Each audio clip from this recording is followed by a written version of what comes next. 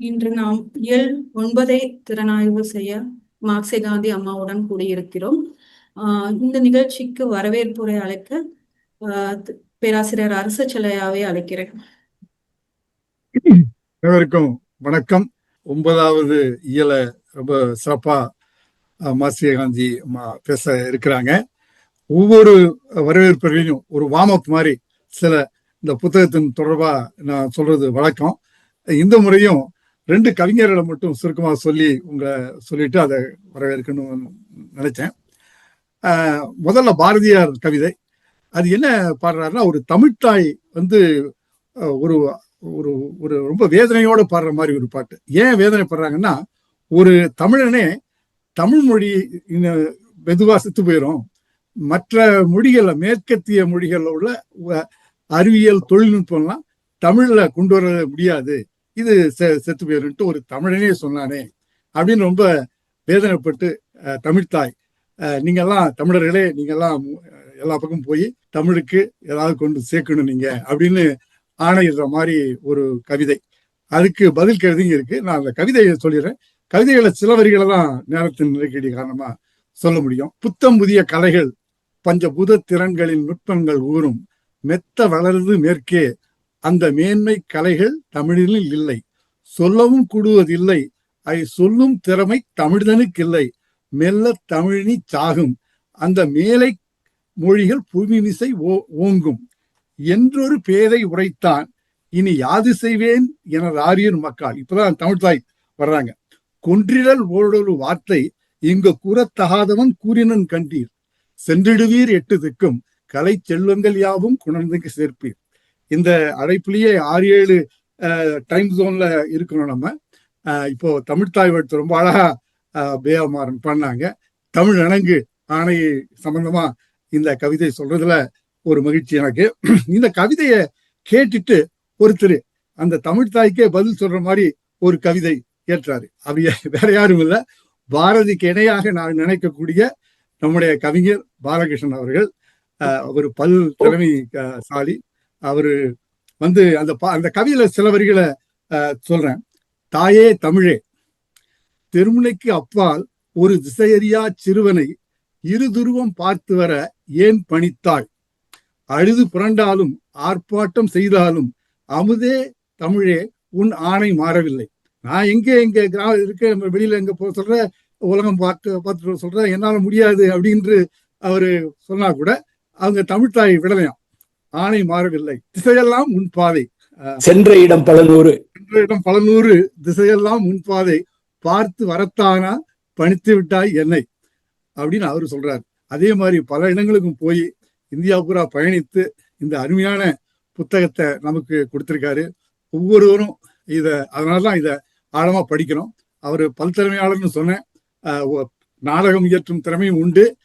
மறைந்தும் மறையாமல் நம்ம உள்ளத்தில் இருக்கக்கூடிய இயக்குனர் இமயம் பாரதி ராஜாவோடையும் நெருங்கி பழகின ஒரு பெருமைக்குரியவர். அந்த வகையில இது நம்ம உரையின் எடுத்த எல்லா உரைகளிலும் அவரும் இணைஞ்சிருக்கிறது ரொம்ப ஒரு மகிழ்ச்சிக்குரிய ஒன்று. இந்த அளவுல முடித்து உங்கள் அனைவரையும் இந்த உரை நிகழ்வுக்கு வருகின்ற வரவேற்கிறேன். வணக்கம். மிக்க நன்றி ஐயா. அடுத்ததாக சென்ற வாரம் இயல் 8 சிந்துவெளி நகரங்களின் மேல்மேற்கு கீழ்கிழக்கு இருமைத்தன்மை அந்த இதை பார்த்தோம். அதோட மீள்பார்வையை வழங்குறதுக்கு அமெரிக்க கல்விக் கழகத்தின் முன்னாள் தலைவர் திரு கரு மாணிக்கவாசகம் இன்று உரையாற்ற இருக்கிறார். ஐயாவிற்கு வணக்கம். ஐயா தொடரலாமா? அனைவருக்கும் வணக்கம். ஒரு அற்புதமான ஆய்வாளர்கள் மத்தியிலே நானும் ஒரு பங்கேற்பாளனாக இணைந்து இந்த நீண்ட நெடிய பயணத்தில் பயணிப்பதில் மற்றற்ற மகிழ்ச்சி அடைகிறேன். ஐயா பாலகிருஷ்ணன் ஐயா அவர்களை பல ஆண்டுகளாக அமெரிக்க தமிழ் கல்விக் கழகத்தின் வாயிலாக அரசு ஐயாவின் மூலமாக நான் அறிந்திருக்கிறேன். அவருடைய இந்த பண்பாட்டின் பயணம் என்பது எதை சொல்வது எதை விடுவது என்று தெரிய முடியாத அளவிலே ஒரு பெரிய நீண்ட நெடிய பயணமாக இருக்கக்கூடிய ஒரு ஆய்வு நூல். அதிலே அது ஒரு பெரிய களஞ்சியம், கடற்களஞ்சியம். அதில் அவ்வளவாக மூழ்கி முத்தெடுப்பது என்பது எளிதான காரியம் அல்ல. அந்த வகையிலும் நம்மளால் இயன்ற வகையிலே நமக்கு தெரிந்தவைகளை பகிர்ந்து கொள்ளவே இந்த நிகழ்வை நடத்தி வருகிறோம். அந்த வகையில் 8வது இயலை திரும்ப பாமா அவர்கள் பயண ஆர்வலர், வரலாற்று ஆர்வலர் அவர்கள் அற்புதமாக எடுத்து இதை அவர்களால் இயன்ற அளவுக்கு அதை சுருக்கி தந்திருக்கிறார்கள். அடிப்படையிலே ஒரு அறிமுகம் என்று சொல்லி பண்பாட்டை ஒரு முன்மாதிரியாக கொண்டு இந்த ஆய்வை மேற்கொண்டிருக்கிறார்கள் என்பதையும் இங்கே அவர்கள் எடுத்துரைத்திருக்கிறார்கள். அவர்கள் குறிப்பாக உணர்த்துவது மொழியை காட்டிலும் உடல் மொழியைத்தான் முதன்மைப்படுத்தியிருக்கிறார்கள் என்பதையும் இங்கே அவர்கள் அதை வலியுறுத்தி சொல்லி அந்த விளக்க உரையை தொடங்கி இருக்கிறார்கள். திசை, உயரம், பொருட்புலம், சமூக அட்டவணை, டெம்ஸ் என்ற அந்த ஒரு அட்டவணை அளவிலே அதை ஒரு வகைப்படுத்தி அதை ஆய்வு செய்திருக்கிறார்கள் என்பதையும் இங்கே அவர்களுடைய திறனாய்வில் எடுத்துரைத்தார்கள். அதை 8 பகுதிகளாக இவர்கள் பிரித்துக் கொண்டிருக்கிறார்கள். திராவிட கருத்தியல் சான்றுகள் என்ற அடிப்படையிலே திசை, ஒரு சொல் கட்டமைப்பு, திசை வரலாறு, புவிச்சூழல், குடியிருப்பு பெயர்கள், கோட்டை இடப்பெயர்கள், திராவிட இந்து ஆரிய கட்டமைப்பினுடைய ஒப்பீடு, இறுதியாக தொடர் மரபுகள், நகர அமைப்புகள் எவ்வாறு இருந்தன, அது எவ்வாறு நம்ம திராவிட பகுதிகளில் ஒத்து போகிறது என்பதையும், இந்தோ திராவிட அமைப்புகளிலும் எப்படியெல்லாம் வடிவமைக்கப்பட்டிருக்கிறது என்பதையும் அழகாக சொன்னார்கள். மொஹஞ்சதாரோ, காலிபங்கன், தோளவிரா எல்லாம் அவர்கள் நேரில் சென்ற பகுதி, அது ஒரு வடமேற்கு பகுதி, அதை பார்த்ததாகவும் குறிப்பிட்டிருக்கிறார்கள். இந்த சிற்றாடல் என்றது ஒரு உயரமான பகுதி, அதை மேல் கீழ் நகரப்பகுதிகளாக வடிவமைக்கப்பட்டிருக்கிறது. அந்த 4 திசை, உயரம், பொருட்புலம், சமூக அட்டவணைகளை அந்த படத்தையும் அவர்கள் அங்கே பகிர்ந்து அதை எவ்வாறு வடிவமைக்கப்பட்டிருக்கு என்பதையும் எடுத்திருக்கிறார்கள். திசை என்பது மேல் பகுதி, அங்கே அவர்கள் பெரிய மதில் சுவர்கள், கோட்டைகள் அப்படி உருவகப்படுத்தப்பட்டிருக்கின்றன. கீழ்ப்பகுதியிலே வகைப்படுத்தப்பட்ட மக்கள் வாழ்வியல் அமைந்திருக்கிறது என்பதாகவும், கைவினைஞர்கள், கட்டுமான கலைஞர்கள் இவர்கள் எல்லாம் இருப்பதாக, அதையெல்லாம் அடிப்படையிலே ஒரு இயற்கையை உள்வாங்கிய ஒரு உருவகத்தை கொண்டதாக இந்த நகர்மைய கட்டமைப்பிற்கு ஒரு அடித்தளம் அமைந்திருக்கிறது என்பதையும் அழகாக படத்தின் வாயிலாக எடுத்துரைத்திருக்கிறார்கள். குறிப்பாக இதில் பார்க்கும்போது சிந்துவெளி நாகரத்தினுடைய அமைப்பு என்பது நம்மளுடைய திராவிட அமைப்போடு ஒத்து வருகிறது என்பதையும் சொல்லி, இந்து ஆரியத்திலே அது மாறுபட்டு இருக்கிறதாகவும் இங்கே அந்த ஆய்வு சொல்வதாக இங்கே ஆய்வு செய்திருக்கிறார்கள். திராவிட மொழிகளுடைய திசை பெயராக்க முறை என்பது திசை பண்பு சொற்கள், டிராவிடியன் எட்டிமாலஜிக்கல் டிக்ஷனரி ரிவைஸ்ட் என்று சொல்லக்கூடிய வகையிலும், பிற மொழிகளுடைய அதை மேலென்றால் உயர்வானது, கீழென்றால் தாழ்வானது என்பதாகவும் அங்கே குறிப்பிடப்பட்டதாகவும் திறனாய்வு செய்திருக்கிறார்கள். திசை பெயராக்க சொல்லாக்க வரலாறு பழந்தமிழ் சான்றுகள் நம்மளுடைய சங்க இலக்கியங்களிலே இது எப்படி இந்த பெயர் சொல்லாக்கங்கள் இடம்பெற்றிருக்கின்றன என்பதையும் குறிப்பால் உணர்த்தியிருக்கிறார்கள். ஸோ இவையெல்லாம் ஒரு உயர்வான ஒரு தோற்றத்தையும், கிழக்கு என்பது தாழ்வான தோற்றத்தையும் கொண்டதாகும். ஆனால் இது சற்று கிழக்கு என்பது இந்து நாகரிகத்தில் பயன்பாட்டில் இல்லை என்பதாகவும் தெரிகிறது. அவர்கள் கிழக்கை ஒரு உயர்வாகவும், மேற்கை ஒரு தாழ்வாகவும், ஒரு மாற்று பார்வையிலே கொண்டதாகவும் ஆய்வு செய்யப்பட்டிருப்பதாக எடுத்துரைத்திருந்தார்கள். கல்வெட்டுக்கான சான்றுகள் காலகட்டம் 4 மற்றும் 10ஆம் நூற்றாண்டுகளிலிருந்து எடுக்கப்பட்டதாகவும் ஆய்வு செய்யப்பட்டதையும் எடுத்துரைத்திருக்கிறார்கள். அந்த புவியியல் அமைப்பு ரீதியில் மேல் கீழ் கட்டமைப்பு என்பது நான் சொன்னது போல மேல் என்பது குறைவாகவும், கீழ் என்பது மிக தாராளமாகவும் இருப்பதாக அந்த அமைப்பு அமைந்திருக்கிறதாகவும் குறிப்பிட்டிருக்கிறார்கள். இந்தோ ஐரோப்பிய மொழிகளில் திசைகள் கிழக்கு திசை முன்னால், மேற்கு திசை பின்னால் கொண்டதாக இந்தோ ஐரோப்பிய மொழிகளுடைய கட்டமைப்பு அமைந்திருக்கிறது. மானிட புவிச்சூழல் மேல், மேற்கு, கீழ், கிழக்கு என்பது தமிழ்நாட்டினுடைய ஊர்களில் எவ்வாறு அது ஒத்து போகிறது என்பதையும் மிக அழகாக எடுத்துரைத்திருந்தார்கள் பாமா அவர்கள். இந்தியாவினுடைய பிற பகுதிகளில் கிழக்கு மேற்கு இடப்பெயர்களுடைய நிலவரம் என்பது, கிழக்கு இடப்பெயர்கள் என்பது 205, பூர்வ கிழக்கு என்ப அடிப்படையில் அமைந்தது, பூர்வ இடப்பெயர்கள் 4 என்பதாகவும், மேற்கு என்பது பশ্চিম அந்த ஒரு இடப்பெயர்கள் 317 என்பதாகவும், கிழக்கு மேற்கு பகுதிகளுடைய இடப்பெயர்கள் அமைந்திருப்பதையும் குறிப்பிடுகிறார்கள். மலை சார்ந்த குடியிருப்புகள் சமூக கட்டமைப்பிலே ஒரு தாழ்வாக கருதப்பட்டிருப்பதை தான் என்னால் உணர முடிகிறது. உண்மையிலே பார்க்க வேண்டும் என்றால் மலை வாழ்ந்த மக்கள் தான் உயர்வானவர்கள், உயர்ந்த குடிகள் என்பதாக இருந்திருக்க வேண்டும். அது காலப்போக்கில் மாற்றப்பட்டிருக்கிறது. திராவிடருடைய மலை பெருமிதம், திராவிட பழங்குடி வாழ்வியல் வசிப்பிடம் என்பது பெரும்பகுதி மலை சார்ந்த வகைகளே தான் இருப்பதாகவும், மலை குடியிருப்புகள், தோடர்கள் வாழ்ந்த இடங்கள், குறும்பர்களுடைய வாழ்வியலையும் உணர்த்தி இருக்கிறார்கள். சங்க இலக்கிய குறிப்புகள் ஏராளம் அதை சொல்வதாகவும் ஆய்வு திறனாய்வு செய்திருக்கிறார்கள். இடப்பெயர்களுடைய ஆய்வில் தென்னிந்தியாவில் இடம்பெற்ற பெயர்கள் எடுத்துரைத்திருக்கிறார்கள். கோட்டை இடப்பெயர்கள் பாதுகாப்பான இடம் என்ற அளவிலே இருப்பதாகவும், சங்க இலக்கியங்களிலே கோட்டை, அரண்மனை, மதில் சுவர் இவையெல்லாம் உணர்த்துவதையும், அரண்மனை புரிசை என்பது மதில் சுவர் என்பதையும் குறிக்கிறது என்பதையும் அழகாக அதை எடுத்துரைத்திருக்கிறார்கள். எங்கே எத்தனை முறை இந்த பெயர்கள் எல்லாம் இடம்பெற்றிருக்கிறது என்பதையும் ஒரு பட்டியலிட்டு அழகாக குறிப்பால் உணர்த்திருக்கிறார்கள். கோட்டையுடைய இடப்பெயர்கள் சிந்துவெளிகள் நான் சொன்னது போல கோட்டை அதுதான் அதிகமாக இடம்பெற்றிருக்கின்றன குறிப்பால் உணர்த்தியிருக்கிறார்கள். சிந்துவெளி திராவிட மற்றும் இந்து ஆரிய கட்டமைப்புடைய ஒரு ஒப்பீட்டையும் அழகாக திறனாய்வு செய்திருக்கிறார்கள் ஐயாவுடைய ஆய்விலே. சிந்துவெளி திராவிட மற்றும் இந்து ஆரிய கட்டமைப்புடைய ஒப்பீடு என்பது அந்த டென்ஸ் என்ற அளவிலே டைரக்ஷன்ஸ் அண்ட் எலிவேஷன் உயரம் என்பது மெட்டீரியல் பின்னர் வரும். இந்து ஆரிய மொழியில் அந்த உயரம் என்பது எலிவேஷன் என்பது மலைவாழ் மக்கள் தாழ்வானவர்கள், நாம் ஏற்கனவே சொன்னது போல அப்படி ஒரு கட்டமைப்பை உருவாக்கி இருக்கிறார்கள். கீழானவர்கள் என்பதாகவும், நீஷியா என்பவர்களும் கீழானவர்கள் என்றதாகவும் இந்து ஆரிய மொழியிலே கட்டமைக்கப்பட்டிருக்கின்றன. பொருட்புலம் என்று பார்க்கும்பொழுது கூட மேல் மேற்கு கீழ்கிழக்கு என்பது முன்னுரிமை சாயல்களை உணர்த்துவதாக அவருடைய திறனாய்விலே குறிப்பிட்டிருக்கிறார்கள். சமூகம் கருத்தியலுடைய மேல் மேற்கு கீழ்கிழக்கு பாகுபாடு மற்றும் ஏற்றத்தாழ்வுகள் இங்குதான் இந்த நான்காவதாக அமைந்த சமூகம்தான் முதல் முனைமே வடிவமைத்திருக்க கூடுமோ என்ற அடிப்படையில் தான் இந்த சமூகம் இந்து ஆரிய மொழி நம்முடைய சிந்து வெளி திராவிட ஒரு கருத்தியலை ஒரு மாற்றி அமைத்ததாகத்தான் உணர முடிகிறது. இறுதியாக மொஹஞ்சதாரோ சமூக அமைப்பு சமநிலை சமூகம் என்பது ஒரு கணக்கியல் நிறுவனம், ஒரு மேத்தமேட்டிக்கல் பேசிஸில் அமைந்ததாகவே இருக்குது. Global dynamics and inequality project Jenny புள்ளி விவர கணக்குகளையும் அழகாக கோடிட்டு காட்டியிருக்கிறார்கள். சிந்துவெளி பண்பாடு தொடரும் அவருடைய ஆய்வுகள் ஐயாவுடைய புத்தகங்களையும், அது நீண்ட நெடிய புத்தகங்கள், அதிலிருந்து நாம் உணர முடிவதையும் தொடர்ந்து கொண்டிருக்கும் ஆய்வுகளையும் அங்கே ஒரு குறிப்பால் சொல்லியிருக்கிறார்கள்.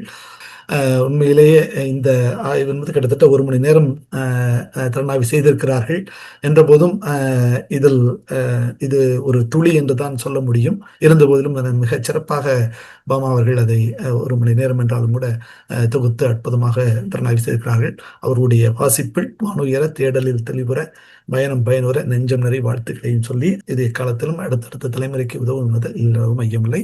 இந்த ஒரு அருமையான வாய்ப்பை வழங்கிய நம்மளுடைய ஆய்வு அன்பர்கள் அனைவருக்கும் நன்றி கூறி விடைபெறுகிறேன். நன்றி, வணக்கம். நன்றி ஐயா. அடுத்ததாக முனைவர் மார்க்சிய காந்தி பற்றிய ஒரு சிறிய அறிமுகம். அம்மா சிறந்த ஆளுமைன்றது நம்ம எல்லாருக்கும் தெரிந்தது. அவரை முறைப்படியாக அறிமுகம் செய்ய உள்ளேன். 1950 நவம்பர் 9 திருநெல்வேலி மாவட்டத்தில் எட்டயாபுரத்தில் சுதந்திர போராட்ட வீரர் தூத்துக்குடி நாராயணன் செவிலியர் அஷரம்மாள் இணையருக்கு மகளாக பிறந்தவர். அவங்களோட தொடக்க கல்வியை பல ஊர்ல அவங்க கத்துட்டு இருக்காங்க. இளங்கலைய குற்றாலத்துல பராசக்தி கல்லூரியிலையும், முதுகலைய தமிழ்ல மதுரை பாத்திமா கல்லூரியிலையும் படிச்சிருக்காங்க. அதை தொடர்ந்து தமிழ்நாடு அரசு தொடங்கிய கல்வெட்டு பயிற்சி நிறுவனத்தின் முதல் ஆண்டில், அதாவது 1974 தனது கல்வெட்டியல் முதுநிலை பட்டத்தினையும் சென்னை பல்கலைக்கழகத்தில் தமிழ் தொல்லியல் அதியர் மரபு சங்ககாலம் முதல் 13ஆம் நூற்றாண்டும் வரை பட்டத்தினையும் பெற்றுள்ளார். இதை 1992 வாங்கியிருக்காங்க. அதுக்கப்புறம் சமஸ்கிருதத்திலும் பட்டய கல்வி பெற்றவர். முனைவர் நாகசாமி ஐராவதம் மகாதேவன், தோப்பா மீனாட்சி சுந்தரனார், ஆசா ஞானசம்பந்தர் ஆகியோருடன் நேரடியாக கல்வி பெற்றவர். அரசு பணியில 1977 தமிழ்நாட்டில் அரசு தேர்வாணையத்தின் வழி தேர்வு செய்யப்பட்டு இந்தியாவின் முதல் தொழில்முறை பெண் கல்வெட்டு ஆய்வாளராக பணியில் சேர்ந்து உதவி கண்காணிப்பு கல்வெட்டு ஆய்வாளர், தொல்பொருட்பதிவு அலுவலர், துணை கண்காணிப்பு தொல்லியலாளர் ஆகிய பதவிகளில் பணிபுரிந்து பணி நிறைவு செய்தவர். கல்வெட்டுகளை படியெடுப்பதிலும் வாசிப்பதிலும் மூலங்களை வெளிப்படுத்துவதிலும் முனைப்பு காட்டியவர். கொடுமணல், பேரூர், மாளிகைமேடு ஆகிய இடங்களில் அகழாய்வு பொறுப்பாளராக பணி செய்தவர். பெரும்பணி ஆற்றியிருக்காங்க. நிறைய தமிழ்நாடு தொல்லியலுக்கும் வரலாறுக்கும் நிறைய பணி ஆற்றிருக்காங்க.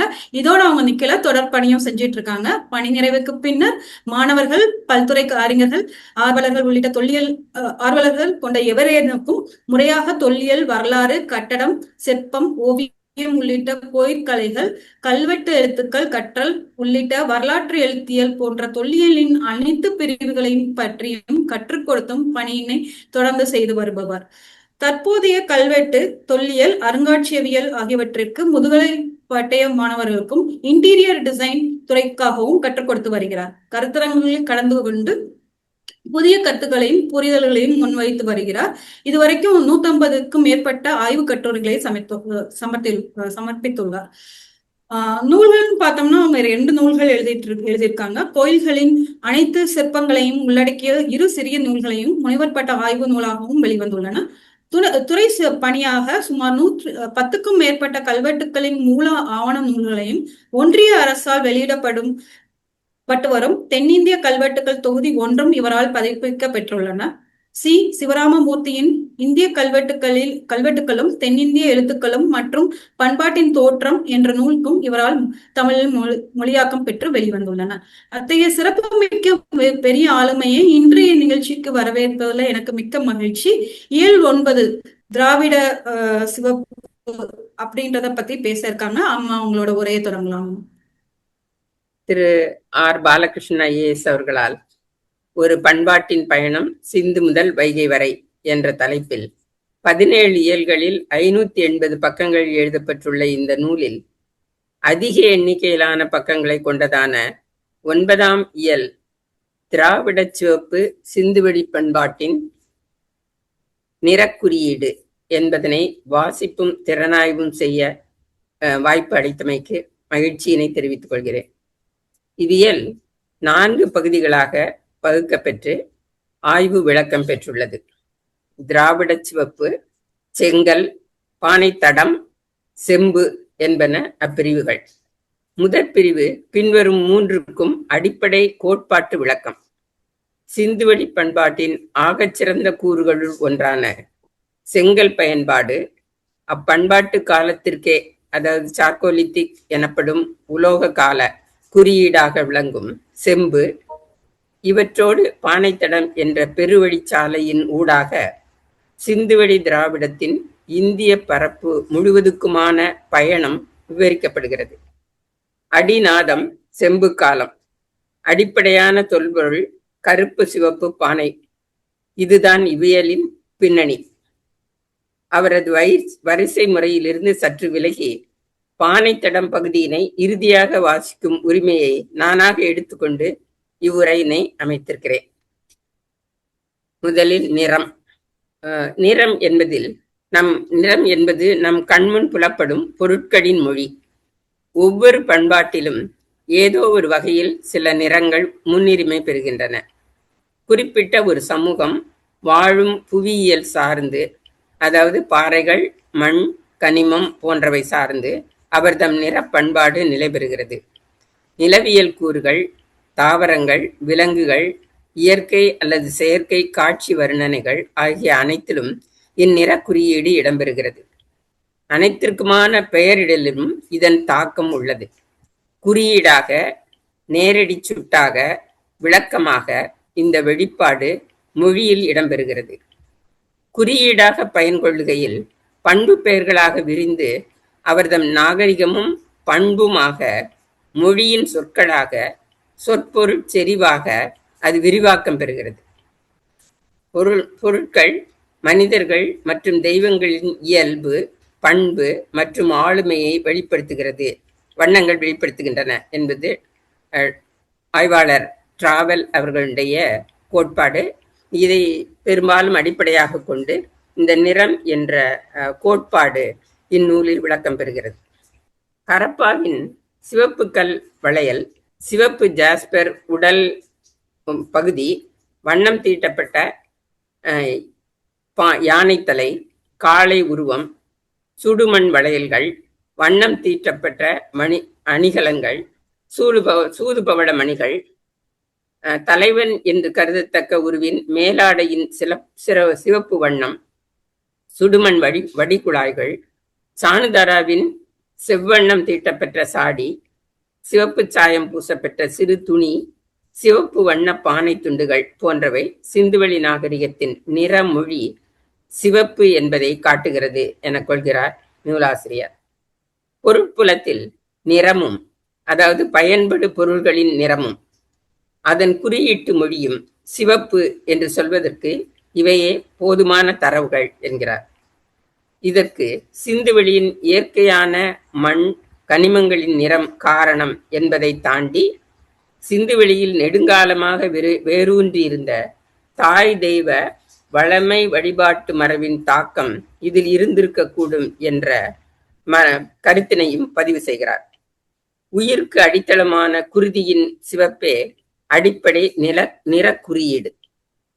இதனோடு தொடர்புடையதாக தொல்தமிழ் நிற கோட்பாடாக தொல்காப்பியத்திலும் சங்க இலக்கியங்களிலும் காணும் சிவப்பு பற்றிய தரவுகளையும் ஓரசை சொல்லான சே என்பதிலிருந்து செம், செவ் என்று வேர்ச்சொற்கள் விரிவாக்கம் பெறுவதையும், செம்மை, ஒழுங்கு என்று தமிழிலும் திராவிட குடும்ப மொழிகளிலும் பொருள் விரிவாக்கம் பெறுவதும் விரித்து உரைக்கப்படுகிறது.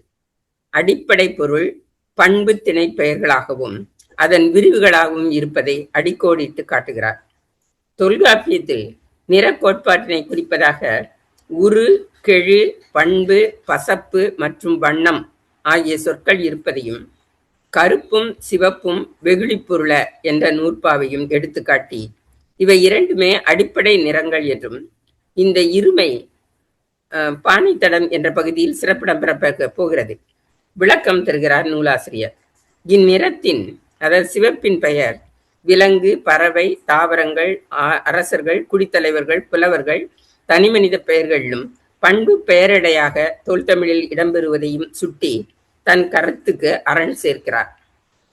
இதற்கு மாறாக இந்தோ ஆரியத்தில் உதய சிவப்பை குறிக்கும் அருண, செந்நிறத்தை குறிக்கும் ரோஹிணி, செம்பு எனும் உலோகத்தையும் சிவப்பு நிறத்தையும் தாம்ரா, குருதியையும் செந்நிறத்தையும் குறிக்கும் ரக்த, தற்கால பயன்பாட்டில் செந்நிறத்தை குறிக்கும் லால் ஆகிய சொற்களை குறிப்பிட்டு சமஸ்கிருத இலக்கியங்களில் மட்பாண்டங்கள், செங்கல், செம்பு ஆகியவற்றின் பயன்பாடும் அவற்றின் சிறப்பு நிறமும் சிறப்பிடம் பெறவில்லை என்றும், மாறாக சிவப்பு நிறத்தின் மீது எதிர்மறையான பார்வையை வைத்திருந்ததற்கான சில சான்றாதாரங்கள் உள்ளன என்றும் குறிப்பிடுகிறார். அவ்வகையில் சமஸ்கிருதத்தில் மிலேச்சர் என்ற சொல்லுக்கு செம்பு என்ற பொருள் உள்ளது.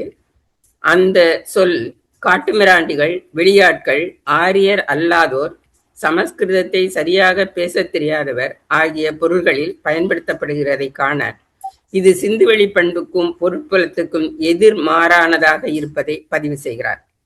இந்த அடிப்படையிலேயே அடுத்து வரும் செங்கல், செம்பு ஆகிய இரு பிரிவுகளும் இடம்பெறுகின்றன.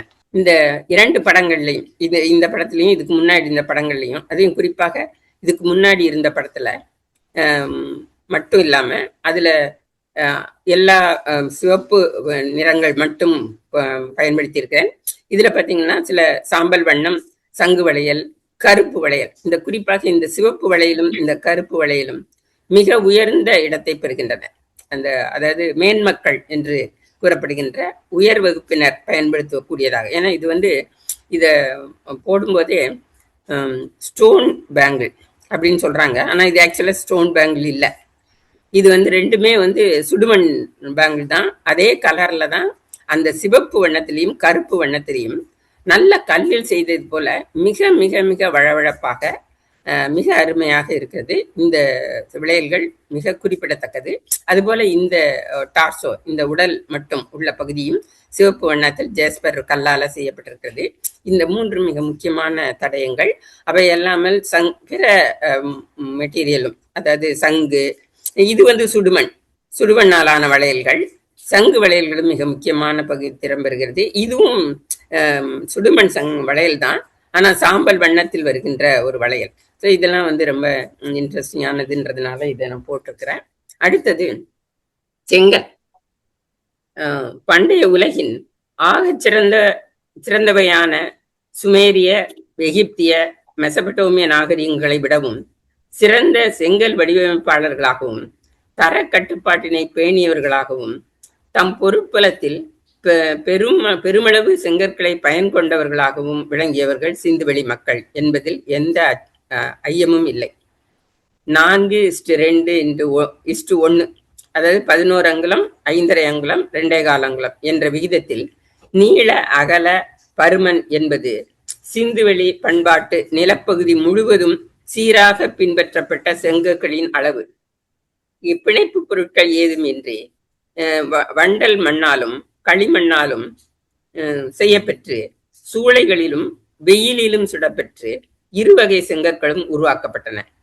செயற்கையான செங்கல் மேடைகள் மீது கட்டடங்களை கட்டுதல், வடிகால் வசதிகள் அமைத்தல், பாதாள சாக்கடைகள் அமைத்தல், குளியலறை மற்றும் வீட்டு தரைகளை செங்கல்லால் பாவுதல், பெரும் குளியலிடம், தானிய களஞ்சியங்கள், உயரமான வீட்டுச் சுவர்கள், மதில்கள், குடியிருப்பு ஊர்களை சுற்றி உள்ள மதில்கள் அமைத்தல் என எங்கெங்கு காணினும் செங்கற் பயன்பாடுதான்.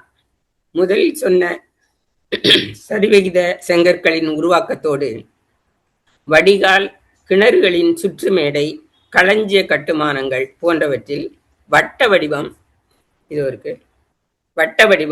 ஆப்பு வடிவம், சாக்கடை, இது கிணறு, இது சூளை, இது உயரமான மதில்கள், இது பெரும் குளியலிடம், இதெல்லாம் களஞ்சியங்கள். இவற்றில் வட்ட வடிவம், ஆப்பு வடிவம் ஆகியவற்றிலும் செங்கற்களை இவற்றுக்காக ஆப்பு வடிவ செங்கற்கள் உருவாக்கப்பட்டிருக்கின்றன. இதற்கு மேல் தேவைக்கேற்றபடி அறுத்தும் சுரண்டியும் செங்கற்களின் பயன்பாடு இருந்துள்ளது. அடுத்து வந்த எந்த வரலாற்று காலத்திலும், அதாவது மௌரியர், குஷானர், குப்தர் ஆகியோருடைய காலங்களிலும் செங்கற்களின் உருவாக்கமும் பயன்பாடும் இதனை விஞ்சும் வகையில் அமையவே இல்லை என்பது வரலாறு காட்டும் உண்மை. செங்கல் என்பதற்கு சிவப்பு நிறமான கல், செம்மையாக செய்யப்பெற்ற கல், சுடுமண் கல் ஆகிய பொருள்கள் தொல் தமிழில் உள்ளன. செம் என்ற அடைமொழி நிறம், ஒழுங்கு, முறை, தரம், நேர்மை, உன்னதம், உயர்வு ஆகிய அனைத்து பொருள்களையும் தருகிறது. சுட்ட கல்லை சூளைக்கல் என்று வழங்குவதும் தமிழ் மொழியில் செங்கல் என்ற சொல்லுக்கான பொருள்கள் தனி பண்பாட்டையும் பயன்பாட்டையும் குறிப்பதாக கொள்ள முடியும். சங்க இலக்கிய சொல்லாடல்களில் இடம்பெறும் விண்தோய் மாடத்து விலங்கு சுவர், உயரமான சுவர்கள், அதாவது செம்பு என்றென்ன செய்வுறு நெடுஞ்சுவர், செம்பு என்றென்ற செஞ்சுவர், செம்பு புனைந்து இயற்றிய சேண் நெடும் புரிசை, செம்பு உரள் புரிசை செம்மல் மூதூர், செம்பு உரள் புரிசை பாழி ஆகியவற்றை எடுத்துரைத்து விளக்குகிறார். இந்த தரவுகளை இவ்வேளையே இடம்பெறும் செம்பு என்ற பகுதியிலும் விரிவாக கையாள்கிறார். ஏன்னா செம்பு என்பதும் செங்கல் என்பதற்கும் பொதுவான நிற ஒற்றுமை இருந்த காரணத்தினால ரெண்டு பிரிவுகள்லையும் இது விரிவாக பேசப்படுகிறது. செம்பு என்ற பகுதியிலும் விரிவாக கையாள்கிறார். இந்த மேற்கோள்கள் வழியாக தொல் தமிழர் பண்பாட்டில் பெரிய வீடுகள், சுவர்கள், அரண்மனை, நகரங்கள், மதில்கள் ஆகியன சிவந்த நிறமுடைய சுட்ட செங்கற்களால் கட்டப்பட்டிருந்தன என்று கூறி சிந்துவெளி பண்பாட்டு நீட்சியாக பதிவு செய்கிறார். இதன் வழியாக பழந்தமிழ் புலவர்கள் செங்கற்களின் உறுதி, சிவப்பு நிறம், அதன் மதிப்பு ஆகியவற்றின் உருவகமாக செம்பு என்ற சொல்லை பயன்கொண்டுள்ளனர் என்று கூறுகிறார். மதுரை என்ற பழந்தமிழ் கல்வெட்டு சொல்லாடல் மதிரை, மதில் சூழ்ந்த நகர் என்ற பொருளில் வந்திருக்க வேண்டும் என்ற ஐராவதம் மகாதேவன் அவர்களின் கருத்தையும் வழிமொழிகிறார். சிந்துவெளி பண்பாட்டின் பொருட்புல முத்திரை அடையாளமான செங்கற்கள் பற்றிய ஆவண பதிவாக, அது மெட்டீரியல் எவிடன்ஸ், நமக்கு இலக்கிய குறிப்புகள், இதற்கான ஆவண பதிவாக தொல்தமிழ் இலக்கியங்களை காண்கிறார். இதே நேரத்தில் இந்தோ ஆரிய மொழிகளில் செங்கல் என்பதை குறிக்கும் சொல்லாக இஷ்டகா என்று இருப்பதையும், அது வழிபாட்டு பின்னணியில், அதாவது இஷ்டகா என்பது விரும்பியதை பெறுதல் என்ற வகையில் உருவானது என்பதையும் குறிப்பிட்டு, புலம்பெயர்ந்தவர்களாகவும் புல்வேய் குரம்பைகளில் வாழ்ந்தவர்களாகவும் இருந்த இந்தோ ஆரியர்களிடம் இந்த தொழில்நுட்பமும் பயன்பாடும் இருந்திருக்க வாய்ப்பே இல்லை என்ற கருத்தினை கன்வர்ஸ், ஸ்டால், ஆகியோரின் அக்னி சயனம் என்ற வேத ஆரிய வேள்விச் சடங்கு ஆய்வின் முடிவுகளை முன்வைத்து உறுதி செய்கிறார். இந்த நிலையில் ஒன்றை இங்கு குறிப்பிட விரும்புகிறேன். அண்மையில் ஜான் மார்ஷனின் நூற்றாண்டு அறிவிப்பு குறித்த நூற்றாண்டு கருத்தரங்கில் நான் வாசித்தளித்த கட்டுரையில் எவ்வாறு அக்னி சயன சடங்கிற்கு நிரந்தரமாக கைவிடப்பட்ட நகரப்பகுதிகளிலிருந்து, அதாவது ஹரப்ப நகரப்பகுதிகளிலிருந்து உடைந்த ஓட்டு சில்லுகளை பயன்படுத்தினார்கள் என்றும், வேள்வி மேடை மற்றும் பலிக்குழியில் ஹோமகுண்டம் கட்டமைப்புக்கு வேத பிராமணர் அல்லாத ஒருவரை மேற்பார்வையாளராக்கி அக்கட்டுமானத்தை செய்தார்கள் என்றும், அவர் சிந்துவெளி செங்க கட்டுமான தொழில்நுட்பத்தை தொடர்ந்து கொண்டிருந்த அறிவு புலத்திற்கு சொந்தக்காரர் என்றும், இந்தோ ஆரியர்களுக்கு இந்த தொழில்நுட்பம் அறியாதது என்றும் எடுத்து கூறினேன். வேத இலக்கியங்கள் கட்டட வடிவமைப்பாளர்களை காட்டும்போது பிரஜாபதி, விஸ்வகர்மா, பரமேஷ்டி ஆகிய சொற்களை கூறுகிறது. இவையெல்லாம் பிற்கால வேத இலக்கியங்களிலேயே காணப்படுவதும் குறிப்பிடத்தக்க சான்றுகள். ஆக செங்கற் பண்பாட்டு சிறப்பு கொண்ட சிந்துவெளியினையும் அந்த நுட்பமும் பயன்பாடும் அறியாத இந்தோ ஆரிய பண்பாட்டையும் எதிரெதிர் துருவங்களாக முன்னிறுத்துகிறது இப்பிரிவு. அடுத்தது செம்பு. செம்பு, வெண்கலம் ஆகியவற்றை உருக்கி பயன்படுத்தும் நுட்பத்தில் கைவர பெற்றவர்கள் சிந்துவெளியினர். அங்கு செம்பு மற்றும் வெண்கலத்தாலான பானைகள், தட்டுகள் ஆகிய புழங்கு பொருட்களும், அறுப்பான், வேல், கத்தி, அம்பு கூர்முனைகள், கோடரி, மின் தூண்டில், உளி போன்ற தொழில்நுட்ப பயன்பாட்டு கருவிகளும், செம்பாலான முத்திரைகளும் உள்ளிட்ட பல அணிகலன்களும் மிகுந்த அளவில் அகழாய்வில் கிடைத்துள்ளன. இதனை ஹரப்ப மக்களின் விருப்ப உலோகமாக ஐயமரக் கொள்கிறார் நூலாசிரியர். இதில் என்னுடைய எண்ணமாக விருப்ப உலோகம் என்பதை விட பயன்பாட்டு உலோகம் என்பதன் அடிப்படையிலேயே இக்காலகட்டம் செம்பு காலமாக, அதாவது சார்கோலித்திக் வரையறுக்கப்படுகிறது என்பதையும் கருத்தில் கொள்ளுதல் வேண்டும். எனவே ஆக தொல் தமிழ் மற்றும் இந்தோ ஆரிய பண்பாட்டில், அதாவது மொழியிலும் பயன்பாட்டிலும் செம்பின் இடம் என்பதை அறிந்து ஆராய வேண்டிய நிலையில் அவை பற்றிய தரவுகளை விளக்குகிறார் நூலாசிரியர். தொல் தமிழ் இலக்கியங்களின் செம்பு என்ற சொல் உவமையாக, நிற விளக்கமாக, தரமாக எவ்வாறு இடம்பெற்றது என்பதை செங்கல் என்ற முன்பிரிவிலேயே விரிவாக குறித்துள்ளேன். எனவே அவற்றை மீண்டும் இங்கு கூற வேண்டாம் என கருதுகிறேன். இருப்பினும் ஒரு உலோகம் செந்நிறம், பொன், செம்பாலான பாத்திரம், அளவு என்பதை குறிப்பதோடு இதன் முதற் பகுதியான செம் என்பது ஒழுங்கு, நேர்த்தி, வளம் ஆகிய பொருட்களையும் தன்னுள் பொதிந்து வைத்திருக்க, இந்தோ ஆரிய மொழியில் அயஸ், ஷப்ர, மிலேச்ச, லோக, தாம்ர ஆகிய சொற்கள் பயன்படுத்தப்பட்டுள்ளன. லோகித அயஸ் என்ற இணைப்பு சொல்லும் வேத இலக்கியங்களில் உள்ளது. அயஸ் என்ற பொது சொல்லில் இருந்து, அது ஒரு உலோகம் என்பதை குறிக்கின்ற பொது சொல். தமிழில் பொன் என்பது அடிப்படை உலோகத்தை குறிக்கிற சொல்லாக இருப்பது போல, அயஸ் என்ற பொது சொல்லில் இருந்து கிருஷ்ண அயஸ், சியாம அயஸ் என்று இரும்பை குறிக்கும் சொற்களும், லோகித அயஸ் என்று செம்பை குறிக்கும் சொல்லும் உள்ளது. எனினும் பொருட்புலத்தில் உலோகங்களின் பயன்பாடு குறித்த எந்த சான்றும் இல்லை. நமக்கு தெரியும், அந்த ஆரியர்கள் புலம்பெயர்ந்து வந்த நிலையில் அவர்கள் எந்த இடத்திலும் நிரந்தரமான குடியிருப்புகளை தொடக்க காலத்தில் ஏற்படுத்தவில்லை என்பது நமக்கு தெரியும். அதனால எந்த வகையான பொருட்புல, அதாவது மெட்டீரியல் எவிடன்சஸ் எதுவுமே நமக்கு ஆரியர்களை குறித்தவரை கிடையாது. எது வரைக்கும் சாம்பல் வண்ண பானை ஓடுகள் கிடைக்கும் காலம் வரை அவர்களை குறித்த வேறு எந்த உண்மையான மெட்டீரியல் எவிடன்ஸ் நமக்கு கிடைக்கல. எனினும் கிடைக்கலன்னா அது இல்லை, அதுதான் உண்மை. கிடைக்கலன்றதை விட உண்மை அங்கு எதுவும் இல்லை. எனினும் பொருட்புலத்தில் உலோகங்களின் பயன்பாடு குறித்த எந்த சான்றும் இல்லாத போதும் செம்பு அல்லது கலப்பு உலோகத்தில் செய்யப்பட்ட மென், கத்தி, ஊசி ஆகிய இரண்டும் மட்டும் வேள்வி சடங்குகளில் பயன்படுத்தப்படுவதாக யஜூர் வேதத்திலும் சதபல பிராமணத்திலும் ஆகிய பிந்தைய வேத நூல்களில் குறிக்கப்படுவது இது மிக மிக அரிதான சான்று. ஆனால் பண்பாட்டு அடிப்படையில் மிலேச்ச, ஷப்ர என்ற இரு சொற்களும் குறிப்பிடத்தக்கவை. மிலேச்ச என்ற சொல் செம்பை குறிக்கும் அதே நேரத்தில் இழிசினர் என்ற பொருளையும் தருவதை ஏற்கனவே நிறம் பற்றிய பகுதியில் பார்த்தோம்.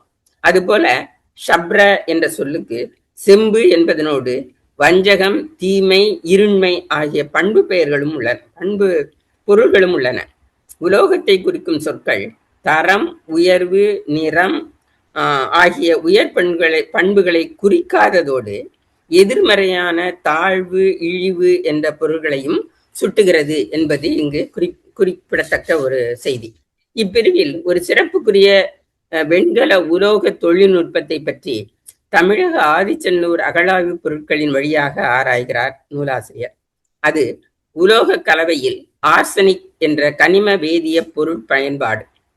இந்தியாவில் வேறு எந்த இரும்பு கால தொல்லியல் தளங்களிலும் தோண்டி எடுக்கப்பட்ட இரும்பு மற்றும் செம்பு பொருட்களை விடவும் எண்ணிக்கையில் முதலிடம் வகிப்பது ஆதிச்சநல்லூர்.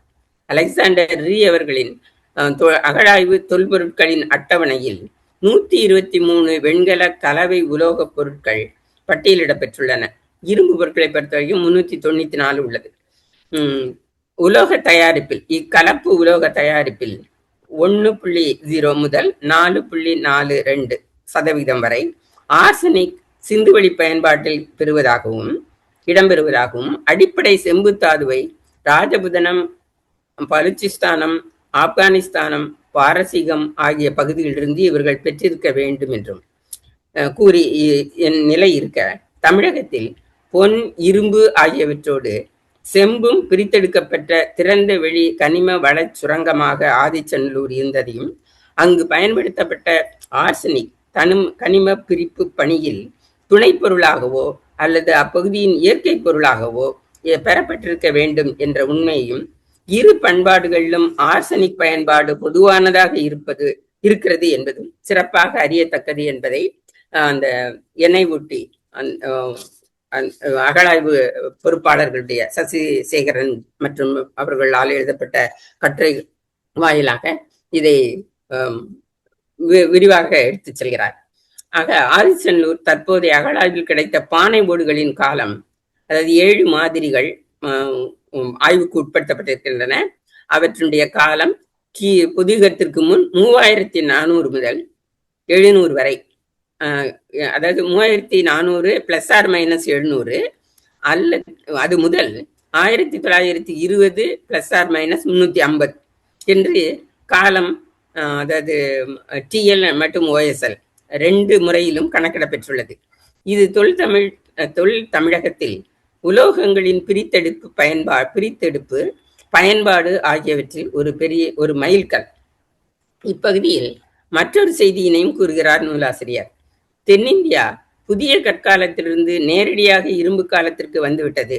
அதாவது இடையில் இருந்ததாக கருதப்படும் உலோக செம்பு காலம் இங்கு இல்லை என்ற தொல்லியலாளர்களின் கருத்தினை மீளாய்வு செய்தல் வேண்டும் எனவும் அதற்கேற்ப அகழாய்வுகள் மேற்கொள்ளப்படுதல் வேண்டும் என்றும் கருத்துரைக்கிறார். உண்மையில் அண்மை காலமாக தமிழகத்தில் நுண்கற்காலத்திலிருந்தே நேரடியாக இரும்பு காலத்திற்கு வந்திருக்குமோ என்ற உறுதியான ஐயத்தினை என்னுள் ஏற்படுத்தியதை 2019 கீழடி அகழாய்வு குறித்த மதுரையில் நடந்த கருத்தரங்கில் முதலாக உரைத்தது முதல் தொடர்ந்து அவ்வாய்வில் விரிவாகவும் செய்து வருகிறேன். காரணம், புதிய கற்கால கருவிகள் செய்யும் இடமோ புதிய கற்கால வாழ்விடங்களோ, அதாவது அங்கு சாம்பல் மேடுகள், கையால் வளைந்த கலன்கள் இவையெல்லாம் அதிக அளவில் கிடைக்க வேண்டும். அவ்வாறு எதுவும் கிடைக்கவில்லை, பெருமளவில் கிடைக்கவில்லை. தற்போது மோளப்பாளையம், மயிலாடும்பாறை ஆகிய இடங்களை புதிய கற்கால தெற்கான கிடைத்துள்ள புதிய கற்கால சில இடங்களை தெற்கான பகுதியின் பண்பாட்டில் நிலவிய புதிய கற்கால பண்பாட்டின் நீட்சியாகத்தான் என்னால் கொள்ள முடிகிறது. இது மேலும் ஆய்வுக்குரியது. அவர் செம்பு காலம் மட்டும் இல்லை என்றதை கூறினார்.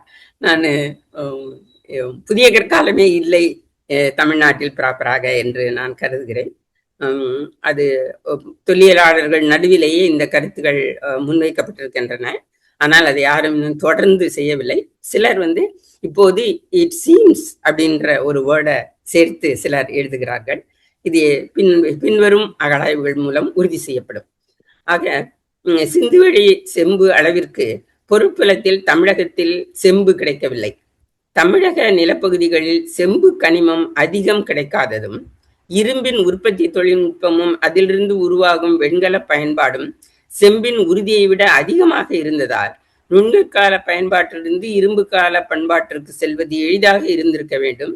இரும்பு உற்பத்தியும் பயன்பாடும் பொதுயுகம் 3345 2953 வரையிலேயே தமிழ்நாட்டில் இருந்ததை சிவகலை C14 கரிம கால கணக்கீடுகளும் பானை ஓடுகளும் பானை ஓடுகளை பொறுத்தவரைக்கும் கிமு 2454 முதல் 1284 வரையாக OSL முறையில் கணிக்கப்பட்டிருக்கிறது. இவையெல்லாம் காரணமாக இருக்கலாம் என்று கருதுகிறேன். இதுதான் செம்பு பற்றிய புரிதல். அடுத்தது இடையில் விட்டுவிட்ட செம்பு இறுதியாக அவரால் பின் கடைசி பிரிவாக கருதப்பட்டிருக்கிறது. நான் அதுக்கு முன்னாடி பானை தடம் இருக்கிறது, அதை நான் கடைசியில எடுத்துக்கிட்டேன். ஏன்னா இந்த பிரிவுல அதிகமான இடம் அல்லது மிக முக்கியமான ஒரு ஆய்வு என்பது இந்த பானை தடம் என்பதில் தான் இருக்கிறது. அதனால நான் அதை பற்றி விரிவாக சொல்ல வேண்டியது இருக்கிறதுனால அதை நான் பின்னாடி எடுத்துக்கிட்டேன். ஸோ இப்ப பானை தடம் என்பதை பார்ப்போம். கொஞ்சம் மிகப்பெரிய அத்தியாயமாக இயலாக இருக்கிறதுனால இது கொஞ்சம் ஒருவேளை அரை மணி நேரத்திற்கு கொஞ்சம் அதிகமாக ஆகலாம், இருந்தாலும் மன்னித்து கொடுங்கள். பானை தடம் என்பதில் மட்பாண்டங்களே தொல்லியல் ஆய்வின் ஆகச்சிறந்த சிறப்பிடம் பெறும் தொழில் பொருட்கள். அவற்றின் அடிப்படையிலேயே பல பண்பாட்டு மரபுகளின் பெயரிடல் நடக்கிறது. பானைத்தடம் என்ற இப்பிரிவில் சிந்துவெளி பண்பாட்டு பண்பாண்ட வகைகள், செய்முறை மரபு, அவற்றை உருவாக்கும் குயவ சமூகவியல் ஆகியவற்றை தொல்தமிழ் இந்தோ ஆரிய பின்னணியில் ஒப்பிட்டு அம்மரபு சிந்துவெளி பண்பாட்டு மரபின் நீட்சியாக இருக்கலாம் என்ற புரிதலுக்கு உதவுகிறதா என்பதை அறியும் முயற்சி என்று எடுத்த எடுப்பிலேயே கூறிவிடுகிறார் நூலாசிரியர்.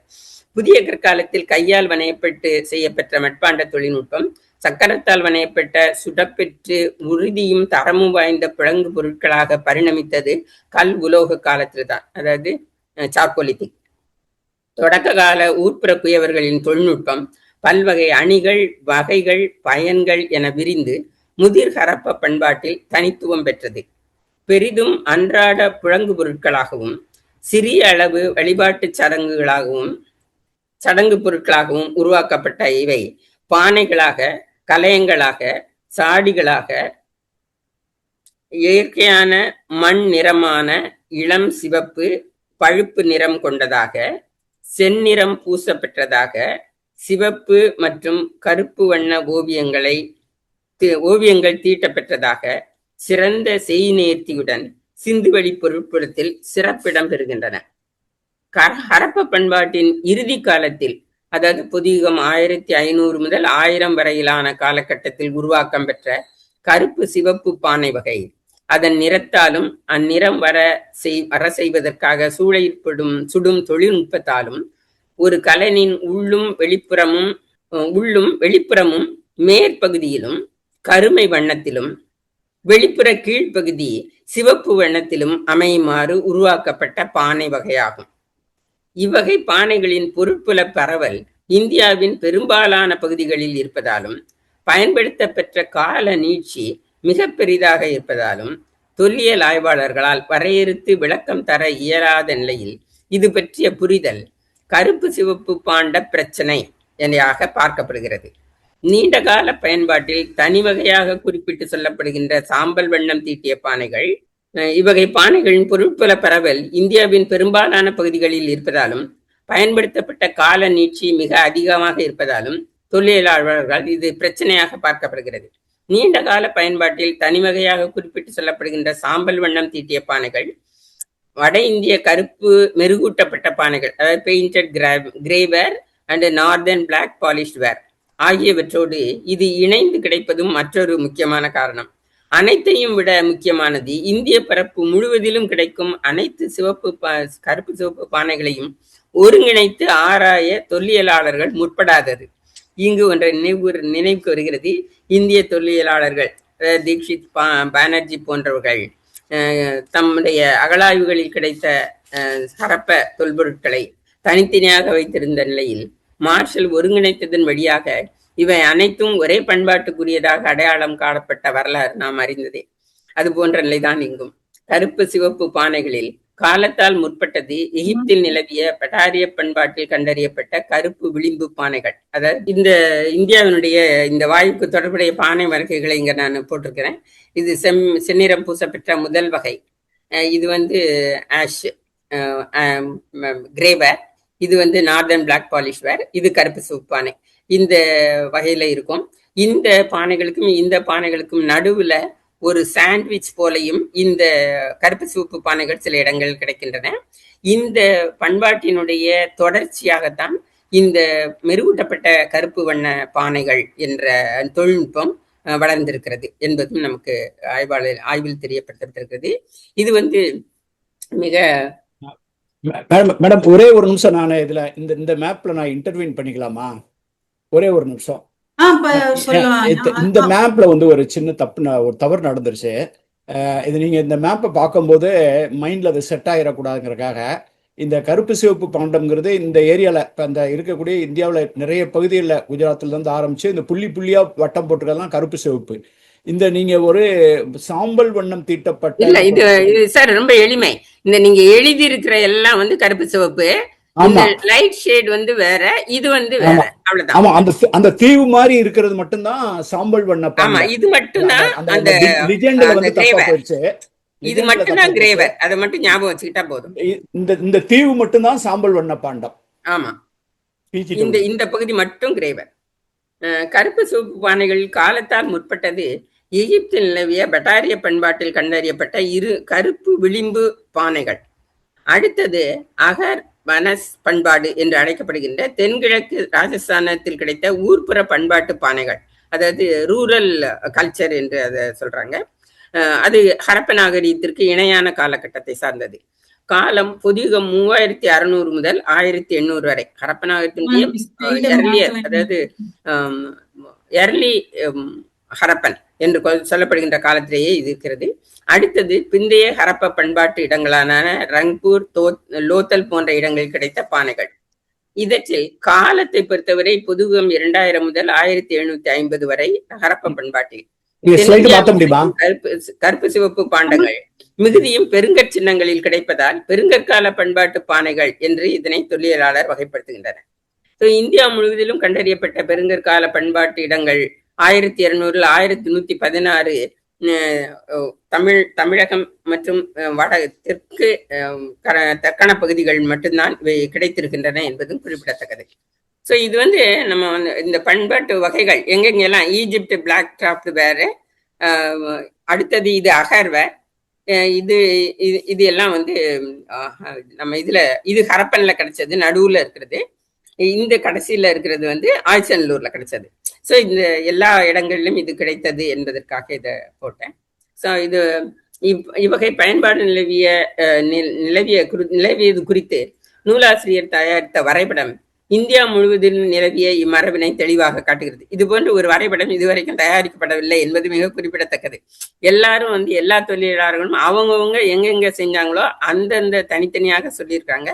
அண்மையில black and red ware cultural study என்ற ஒரு கட்டுரை படித்தேன். அந்த ஒரு கட்டுரை மட்டும் இந்தியா முழுவதுக்குமான எல்லாத்தையும் உள்ளடக்கிய ஒரு ஆய்வாக, ஒரு கட்டுரையாக படிக்க முடிந்தது. இப்ப இந்த நிகழ்வுக்காக நான் அதை படித்தேன். அது அந்த ஒரு கட்டுரை தான் முழுவதும் உள்ளடக்கியதாக இருக்கிறது. அதுல நம்ம பாலகிருஷ்ணன் சார் சொல்ற மாதிரியான பிரிவு உள்ளடக்கப்படவில்லை. எங்கெங்க இருக்கோ அதை சொல்லியிருக்காங்க.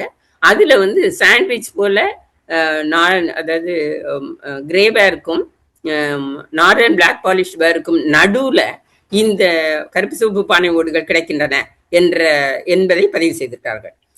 அது ஒரு முக்கியமான குறிப்பாக அதுல நான் பார்த்தேன்.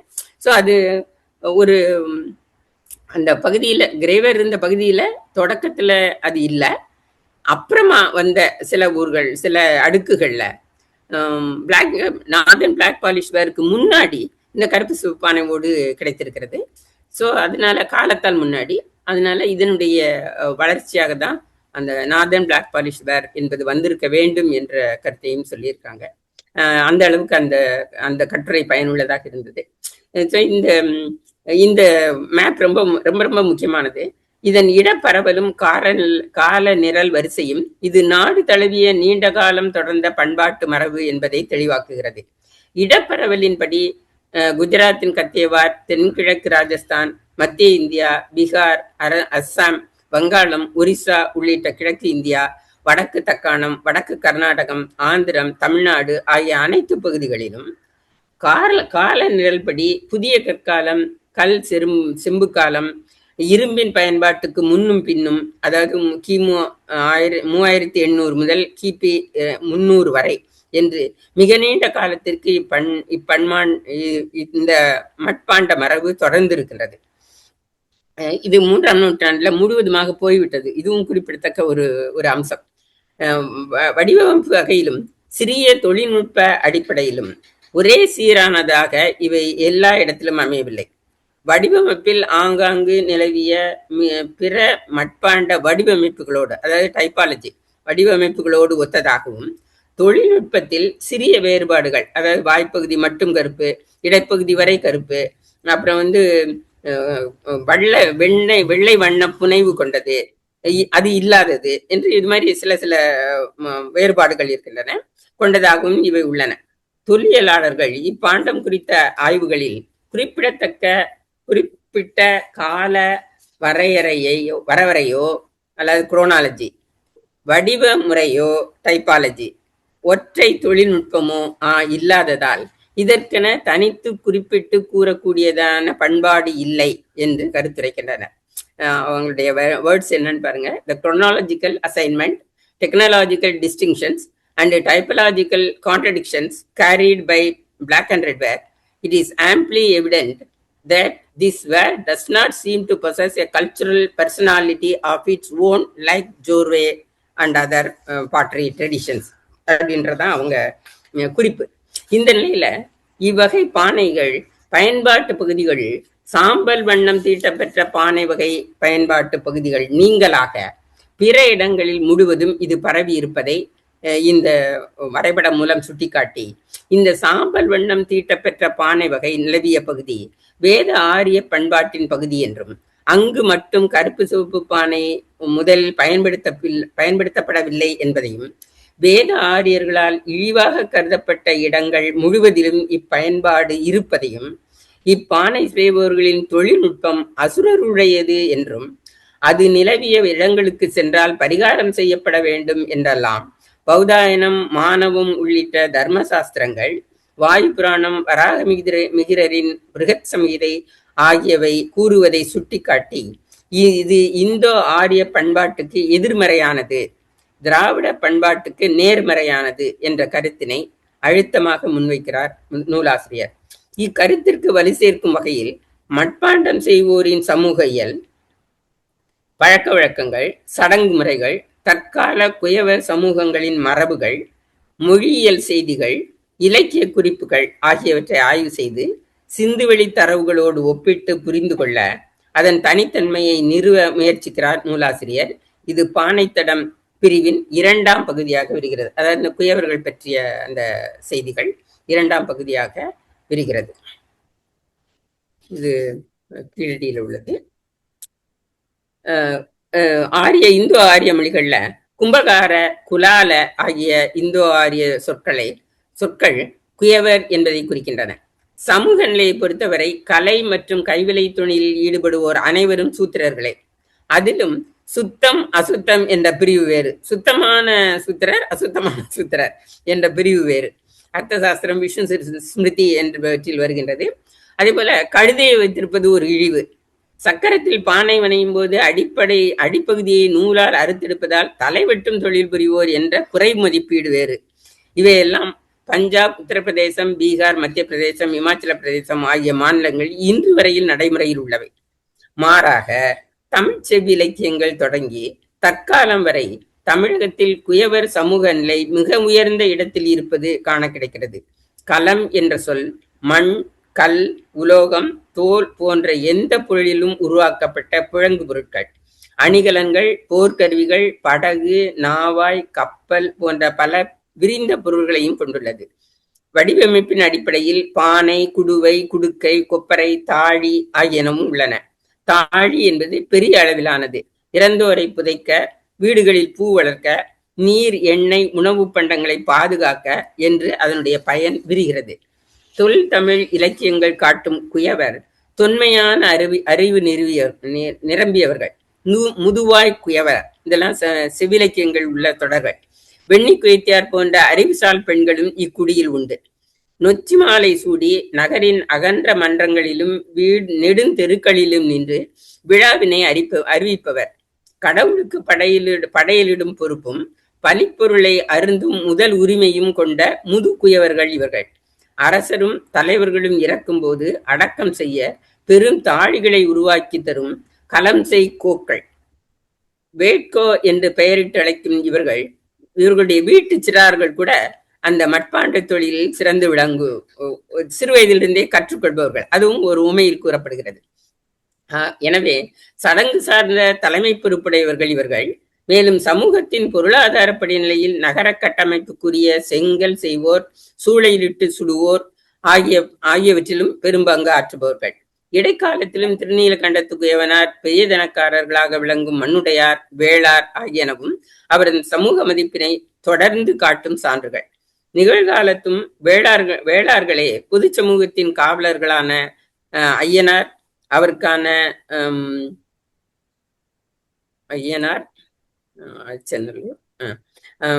சமூக மதிப்பினை தொடர்ந்து காட்டும் சான்றுகள். நிகழ்காலத்தும் வேளார்களே பொது சமூகத்தின் காவலர்களான ஐயனார், அவருக்கான யானை, குதிரை வேண்டிக் கொண்டு உருவாரம் எனப்படும் நேர்த்திக்கடன் செலுத்த பல்வேறு உருவங்களை சுடுமண்ணால் உருவாக்கி தருவதோடு அக்கோயில்களில் பூசை செய்யும் உரிமையையும் உடைய உயர் மதிப்புடைய சமூக சிறப்புடையவர்களாக தமிழகம் முழுவதும் இன்று வரை குயவர்கள் விளங்குகின்றனர். சிந்துவெளியில் உள்ள இரு குறியீடுகளை, இதான் இந்த ரெண்டும், இந்த 367, 348, இந்த ரெண்டும் இக்குறியீடுகளை தலைமை பூசாரி என்றும் தலைமை கைவினைஞன் என்றும் அவர்தம் குழுவின் குறியீடுகள் என்றும் காட்டுகிறார் ஐ. மகாதேவன். அவர்கள் ஆய்வையும் சிந்துவெளியின் செங்கல், சுடுமண் குழாய்கள், சுடுமண் உருவ படிமங்கள், விளையாட்டு பொருட்கள், கலன்கள் ஆகியவற்றிற்கு வண்ணம் தீட்டுதல் ஆகிய அனைத்தும் சிந்துவெளி குயவர்களாலேயே செய்யப்பட்டிருக்க வேண்டும் என்பதும் குறிப்பிடத்தக்கது. அதோடு மற்றொரு குறிப்பிடத்தக்க அம்சம் குறியீடுகளை அவர்கள் செய்தது. இத்தகைய பானை குறியீடுகள் ஒரிசா, தப்தி ஆற்றின் தாழ்நில பகுதிகள், அதாவது பகல், தெக்வாடா ஆகிய ஊர்களில் தமிழ்நாட்டு பெருங்கற்பண்பாட்டு ஈமச் சின்னங்களில் கிடைக்கின்றன. கருப்பு, சிவப்பு மற்றும் சிவப்பு பானைகளின் கழுத்து பகுதிக்கு கீழ் கலன்களை சுட்ட பின் கூர் கருவி கொண்டு கீறப்பெற்ற இந்த குறியீடுகளுக்கும் சிந்துவெளி குறியீடுகளுக்குமான ஒப்புமை அண்மை காலங்களில் விரிந்த ஆய்வுக்கு உட்படுத்தப்பட்டு வருகிறது. இந்த எழுத்தின் முன்னோடியாக கருதப்படும் இவை குயவர்களின் அறிவார்ந்த செயலின் வெளிப்பாடு. இந்த போன நிகழ்வுல கூட சொன்னாங்க, குறியீடுகளை தொல்லியல் ஆய்வாளர்கள் எதையுமே கவனிக்கல, எடுத்து வைக்கல அப்படின்னு. அப்ப அதற்கான சிறப்பு தெரியல. பிபிலால் முதலிய மெகாலித்திக் பாட்ரிஸ்ல இருக்கிற குறியீடுகளை ஒப்புமைப்படுத்தி ஏன்ஷியன் இந்தியால 1971லயே எழுதியிருக்காரு. இருந்தாலும் அதுக்கு பிறகும் அதை ரொம்ப எடுத்துக்கொள்ளல. ஆனா வல்லத்தில், தஞ்சாவூருக்கு அருகில் உள்ள வல்லம் என்ற இடத்தில் தமிழ் பல்கலைக்கழக நிகழ்த்திய அகழாய்வுல சரியான அடுக்குகள்ல கீழே வெறும் எந்த எதுவும் எழுதாத பானை ஓடுகளும், அடுத்த நிலையில குறியீடுகள் பொறித்த பானை ஓடுகளும், அதற்கு அடுத்த நிலையில குறியீடும் தமிழியும் இணைந்து பொறிக்கப்பட்ட பானை ஓடுகளும், அதற்கு மேல்நிலையில எழுத்துக்கள் மட்டும் பதித்த பானை ஓடுகளுமாக சரியான பாலநிலையோடு சில அதாவது மறுக்க முடியாத சான்றுகள் கிடைத்தன. அதுல இருந்துதான் இந்த எழுத்துக்களுக்கு முன்னோடி குறியீடுகள் என்ற அந்த கருத்தாக்கமே தெளிவு பெற்றது. அந்த தெளிவுக்கு பிறகுதான் இவ அகழ்வாய்வுகள்ல மிகச் சிறப்பாக இது பதிவு செய்யப்படுகிறது. இந்த அடிப்படையில தமிழ்நாடு அரசு தொல்லியல் துறை சார்பில் ராஜனும் சிவானந்தமும் ஒரு 2 தொகுதிகள் கொண்ட ஒரு பெரிய நூலையும் எழுதியிருக்கிறார்கள். அதுல சிந்துவெளி பண்பாட்டில் உள்ள குறியீடுகளுக்கும் தமிழகத்தில் குறித்த குறியீடுகளுக்கும் அடிப்படை குறியீடுகள், அதனுடைய தொடர் குறியீடுகள், அதாவது இது அடிப்படை குறியீடு, இது அதனுடைய தொடர்ச்சி, இதெல்லாம் சிறு சிறு மாற்றங்களோடு கூடியது. ஸோ இந்த மாதிரியான அடிப்படை குறியீடும் அதனுடைய தொடர் வளர்ச்சி அல்லது விரிவு குறித்ததையும் பதிவு செய்து நூல்களாக வெளியிட்டிருக்கிறார்கள். இந்த வகையில அந்த குறியீடுகள் என்பது கருப்பு சிவப்பு பானை ஓடுகளில் குறியீடுகள் என்பது வரலாற்று அறிவில் மிக முக்கியமான ஒரு புலம். அந்த வகையில இந்த குறியீடுகளுக்கான ஒப்புமை, சிந்துவெளி குறியீடுகளுக்கும் இதற்குமான ஒப்புமை அண்மை காலங்கள் விரிந்த ஆய்வுக்கு உட்படுத்தப்பட்டு வருகிறது. எழுத்தின் முன்னோடியாக கருதப்படும் இவையும் குயவரின் அறிவார்ந்த செயலின் வெளிப்பாடே. கீழடி போன்ற தமிழக அகழாய்வுகள் கிடைக்கும் கட்டுமானங்கள், வடிகால் வசதிகள், சுடுமண் கருப்பு சிவப்பு பானைகள், அதில் கிடைக்கின்ற குறியீடுகள், இவை அனைத்தும் சிந்துவெளி பண்பாட்டின் தொடர்ச்சியே. சிந்துவெளி பண்பாட்டுக்குரிய குயவர்கள் குஜராத், மகாராஷ்டிரம் வழியாக தக்காணம், கர்நாடகம், ஆந்திரம், தமிழகம் ஆகிய பகுதிகளுக்கும், வடகிழக்கு நோக்கிய நகர்வில் பீகார், அஸ்ஸாம், மேற்கு வங்கம், ஒரிசா ஆகிய பகுதிகளுக்கும் பரவி இருத்தல் வேண்டும் என்று பானைத்தரங்கள் நிறுவுகிறது என்பதே இப்பிரிவின் சாராம்சம். ஒவ்வொரு இயலிலும் அவற்றுள் உள்ள உட்பிரிவுகளின் முடிவிலும் அட்டவணையாக ஆய்வு பொருள், குறியீடு, சிந்துவெளியில் ஆய்வு பொருள், அடுத்தது குறியீடு, சிந்துவெளியில், திராவிடத்தில், இந்தோ ஆரியத்தில் என்ற தலைப்பிட்டு விரிவாக தாம் ஆய்வு செய்துள்ள முடிவுகளை இணைத்திருப்பது நூலை கற்க விரும்புவோருக்கு பெருந்துணையாக அமைகிறது. முதலிலேயே படித்திருந்தாலும் மீண்டும் ஒரு முறை தொகுத்து பார்ப்பதற்கு ஏதுவாக ரெடி ரெக்கனர் போல இருப்பது நூலின் அமைப்பு முறையில் மற்றொரு மிகச்சிறந்த ஒரு வெளிப்பாடு. படங்கள், நில வரைபடங்கள் தெளிவு பெறுவதற்கு சிறந்த துணையாக இருக்கின்றன. மூர்த்தி சிறிதானாலும் கீர்த்தி பெரிது என்ற சொலவடைக்கு மாறாக மூர்த்தியும், அதாவது நூலும் பெரிது, அது தரும் பொருளும் முடிவும் பெரிது என்று கூறி இத்தகைய ஒரு அருமையான ஆய்வினை மேற்கொண்டு அளித்த பாலகிருஷ்ணன் ஐயா அவர்களுக்கும், இந்த ஆய்வுரை நிகழ்த்த வாய்ப்பளித்த ஸ்டடி சென்டர் சிந்து முதல் வைகை வரை என்ற அமைப்புக்கும் என்னுடைய நன்றியினை தெரிவித்துக் கொண்டு நிறைவு செய்கிறேன். வணக்கம். நன்றி அம்மா, ரொம்ப அருமையான உரை. அதுல எப்படின்னா நூல் சொன்னது மட்டும் இல்லாம உங்களோட தொடர் ஆய்வுகளையும் அங்கங்க சொருகி அது நிறைய சொல்லிட்டு வந்தீங்க. நீங்க உங்களோட ஆய்வுகள் எல்லாத்தையும் எங்கன சொல்லணுமோ அந்த இடத்துல கரெக்டா சொல்லி அதை மேன்மையை இன்னும் நிறைவேற்றி சொன்னீங்க. மிக்க நன்றி அம்மா. பாலாயா, நீங்க எதுவும் சொல்ல விரும்புறீங்க? நான் வழக்கம் போல நானே ஆரம்பிக்கிறேன். மார்க்சிய காந்தி மேடம், எனக்கு இன்னைக்கு ஒரு நெகிழ்வான நாள். அதாவது இதை நாங்கள் எல்லாம் பொதுவெளியில், அதாவது ஒரு ப்ரொஃபஷ்னலாக இல்லாத ஒரு அகாடமிக் வாட் யூ கால் அந்த ப்ரொஃபஷனை சாராத ஒரு ரேங்க் அவுட் சைடர் தான் நான். ஆனால் நான் என்னுடைய ஒரு பேஷன்லான செஞ்ச வேலையை இங்கே இருக்கிறவங்க எல்லாருமே அவங்கவுங்க ஃபீல்டில் இருந்துட்டு தனியாக வேலை பார்த்துட்டு ஒரு பேஷனால செய்கிறாங்க. இப்போ உங்களை மாதிரி ஃபீல்டில் இருந்து பேசுகிறவங்க நான் உண்மையிலே நிறைய பேர் மௌனம் சாதிச்சிருக்காங்க. இந்த துறைக்கே சம்மந்தம் இல்லாதவங்க சத்தம் போடுவாங்க.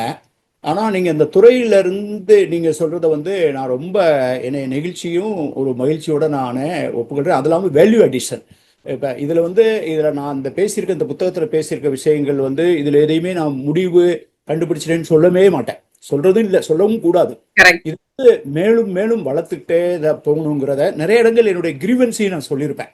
அந்த கிரீவன்ஸ் ஒரு ரொம்ப எக்ஸாஜரேட்டடா இருக்காது. நான் இன்னும் வேலிடு தான் நினைக்கிறேன். இப்போ நீங்கள் குறிப்பிட்டது மாதிரி 1971 பிபிலாலே இதை பார்த்து இந்த கண்டிகையில் இதில் கிடைச்ச இந்த இதை ஃபோட்டோவே பார்த்துட்டு இந்த குறியீடு சிந்துவெளிக்கும் அந்த எழுத்து தோற்றத்துக்கும் பின்னால் ஒரு லிங்கிங் பாயிண்ட் மாதிரி இருக்கிறதுக்கு வாய்ப்பு இருக்குது அப்படின்னு பிபிலால் சொன்னார் 71. அவர் பிபிலால் அவங்க குடும்பத்தினர் சந்திச்சிருக்கேன். பின்னால் ஒரு ஓய்வு நோக்கி வரும்போது அவங்களுடைய பார்வை வேறையாகி அவங்களுடைய பிற்காலத்துலேருந்து வேறு பகுதியெலாம் போனாங்க. இந்த விஷயத்தை தொடரவே இல்லை. இன்னும் சொல்ல போனால் பட்னாவில் ஏன்சியன் பாட்ரி பற்றி, பிஆர்டபிள்யூ பாட்ரி பற்றி ஏஎஸ்ஐ டைரக்டர் ஜெனரல் தான் சினா ஒரு கான்ஃபரன்ஸ் நடத்தியிருந்தார் 1960s. அது 69 ஒரு புக்கா வந்தது. அந்த புக்ல பேசின விஷயத்தை யாராவது இல்ல? அது சார், முதல்ல பிபிலாலுடைய கருத்தும் அவருடைய இதுவும் வேறவா இருந்தது. ஆமா பிற்காலத்துல அவருடைய கருத்தும் அவர் சார்பும் வேற ஆயிடுச்சு. ஆமா சார்பும் சொல்ல போனா ஆமா சார்பும் ரிட்டையர்மெண்ட் வேற அப்ப ஆயிடுச்சு. அதனால அவர் இதை விட்டுட்டாரு. ஆமா இது இது வந்து அப்படியே அவருடைய பின்காலத்து கருத்துக்களுக்கு அல்லது சார்புக்கு முரணாக இருந்ததுனால இதை விட்டுட்டாரு. இதை அதான் விட்டுட்டாரு. காரணம். ஆனா அப்ப நமக்கு இது வல்லம் எக்ஸ்கவேஷன் சரியான தெளிவை அத கொடுத்தது. எனக்கு ரொம்ப நன்றி மேடம். நீங்க சொல்லும் போது நானே இத இந்த இந்த இந்த இயலுக்காக நான் செலவிட்ட நேரம் இருக்கு பாத்தீங்களா. நான் சொல்றது வந்து இந்த லோத்தல்லையும் அந்த இதுலையும் லோத்தல்லாம் நான் வந்து அந்த இதை எடுக்கும்போது இந்த படத்தை எடுக்கிறதுக்கு நான் ஏற்பாடு பண்ணும்போது சுத்தி தண்ணி இருந்தது. நான் ரெக்வஸ்ட் பண்ணி ஏஐசிஎல் சொல்லி இதில் நிறைய என்னுடைய ஐஏஎஸ் நிறைய பயன்பட்டு இருக்கு.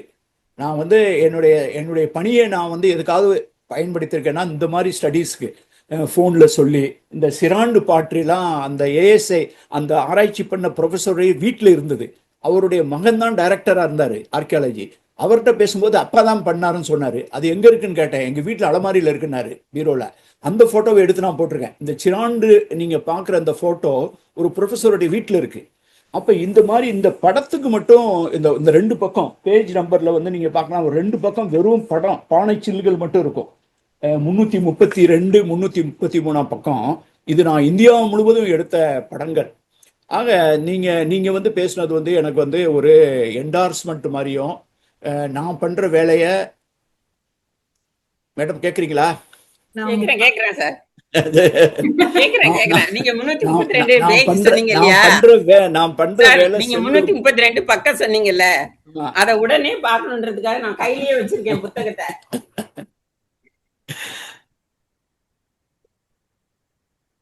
உங்களை செக் பண்றாங்க. சமயத்துல நான் நினைச்சிருப்பேன் சின்ன புத்தகமா இருந்தா ஈஸியா எடுக்கலாமே. இல்ல நானும் பக்கத்துல வச்சிருவேன். எடுத்துட்டேன் சார். 332 அதுக்கு மட்டுமே நான் வந்து இந்தியாவில் ஃபோன் போட்டு பாண்டிச்சேரியிலேருந்து அரிக்கமேடு பாட்ரியை வந்து அந்த மியூசியத்துலேருந்து வெளியில் எடுத்து வெயிலில் வைக்க சொல்லி ஃபோட்டோ எடுக்க சொல்லி எல்லாமே ரிமோட்டு. அப்புறம் பிரம்மகிரியிலேருந்து அமராவதியில் ஒவ்வொரு ஃபோட்டோவுமே எனக்கு நினைவாக இருக்குது. சிராண்டுலேருந்து எடுத்தது இந்த 2 பக்கத்துலேயும் போடும்போது எனக்கு ரொம்ப நிறைவு. அதே மாதிரி அந்த மேப் கிரியேட் பண்ணும்போது இந்த பிஜிடபிள்யூ ஏரியா வந்து ஒரு ஐலண்டு மாதிரியும், அந்த ஐலண்டிலேயே ப்ரிசீடிங்காக சில இடங்களில் பிஆர்டபிள்யூ ஏர்லியர் சைட்டு, அந்த நார்தன் வடகிழக்கு வட இந்திய பாணரி மரபுகளே வந்து பிஆர்டபிள்யூ ப்ரிசீடிங் நார்தன் பிளாக் வாட்டர். அது வந்து பர்டிகுலர்லி ஈஸ்டர்ன் இந்தியா.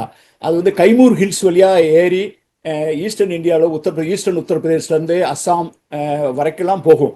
அப்போ இதை ஃபுல்லாக படிக்கும்போது இப்போ நாங்கள் பாலூரில் ஒரு 2-3 வருஷத்துக்கு முன்னால் தோணுனோம். சுனில் பட்நாயக்கெல்லாம் வச்சு அங்கே வந்து இந்த குறியீடு இருக்கான்னு பார்த்து தேடும்போது குறியீடு கிடைச்சது கருப்பு சிவப்பு பாண்டத்தில். இப்போ நான் சொல்ல விரும்புறது என்னன்னு கேட்டிங்கன்னா, நீங்கள் எல்லாருக்குமே நான் வந்து சப்மிட் பண்ண விரும்புறது, நீங்கள் உங்களுடைய கடைசி ஸ்லைடில் ஒரு குதிரை படங்களை வந்து நீங்கள் எடுத்து வச்சிருந்தீங்க. இந்த குதிரை, இந்த மண் குதிரை, சுடுமண் குதிரைகள். ஆமாம், அய்யனார் வழிபாட்டில் அது வந்து புதுக்கோட்டை மாவட்டத்தில் இளங்குடிப்பட்டி 2 இடம் இருக்குது. குளமங்கலம்னு ஒரு இடம் இருக்குது புதுக்கோட்டையிலேருந்து. அங்கே வந்து பெருங்காரையடி ஐயனாருங்கிற கோயில் 29-30 அடி உயரத்தில், ஆசியாவிலேயே அதான் உயரமான குதிரை சிலைங்கிறாங்க. அப்புறம் இந்த இளங்குடிப்பட்டியில் தான் நீங்கள் காமிச்ச எல்லாம் அந்த குதிரைகள் இருக்குது. ஃபார் யுவர் இன்ஃபர்மேஷன், நேற்று பகலில் மட்டும் டே டயத்தில் நேற்று காலையில் 3 மணிக்கு எழுந்திரிச்சு 4:30க்கு சென்னை விட்டு கிளம்பி நேற்று இரவு 12 மணிக்கு நான் சென்னைக்கு வந்து சேர்ந்ததுக்கு நடுவில் இந்த பகலில் 880 கிலோமீட்டர் நான் ரோடில் நேற்று பயணப்பட்டு இந்த 2 இடத்துலையும் ஒரு 200-300 ஃபோட்டோ எடுத்திருக்கேன். ஒரு ஃபோட்டோகிராஃபரை திருச்சியிலேருந்து கூட்டு போய் நேற்று ஃபுல்லாக நீங்கள் எனது பார்க்கவே இந்த படத்தை பார்த்தவனே நான் நேற்று ஃபுல்லாக அங்கே தான் இருந்தேன். நீங்கள் காட்டுற இந்த இடத்துல நான் இணையத்தில் நிறைய படம் பார்த்தேன் சார். உங்க படம் இல்லாத அதை விட இன்னும் கொஞ்சம் என்னென்னலாம் என்ஹான்ஸ் பண்ணி எடுக்க முடியும்னு எடுத்து அதுல போட்டேன். நான் நேற்று எடுத்துட்டு வந்துட்டேன் வீடியோ. ஒரு 200 படம் 300 படம் எடுத்திருக்கோம். ஒரு கேமராமேனை திருச்சியில இருந்து கூட்டு போய் நேற்று 880 கிலோமீட்டர் மொத்தம் டிராவல் பண்ணியிருக்கேன் கார்ல. நேற்று பகல் ஃபுல்லா இருந்து நேற்று இன்னைக்கு இதுக்கு தான் எந்திரிச்சு, இன்னைக்கு பகல் ஃபுல்லா எந்திரிக்கல. கிட்டத்தட்ட எந்திரிச்சு ஒரு 2 மணி நேரம் 3 மணி நேரம் வேலை பார்த்துட்டு.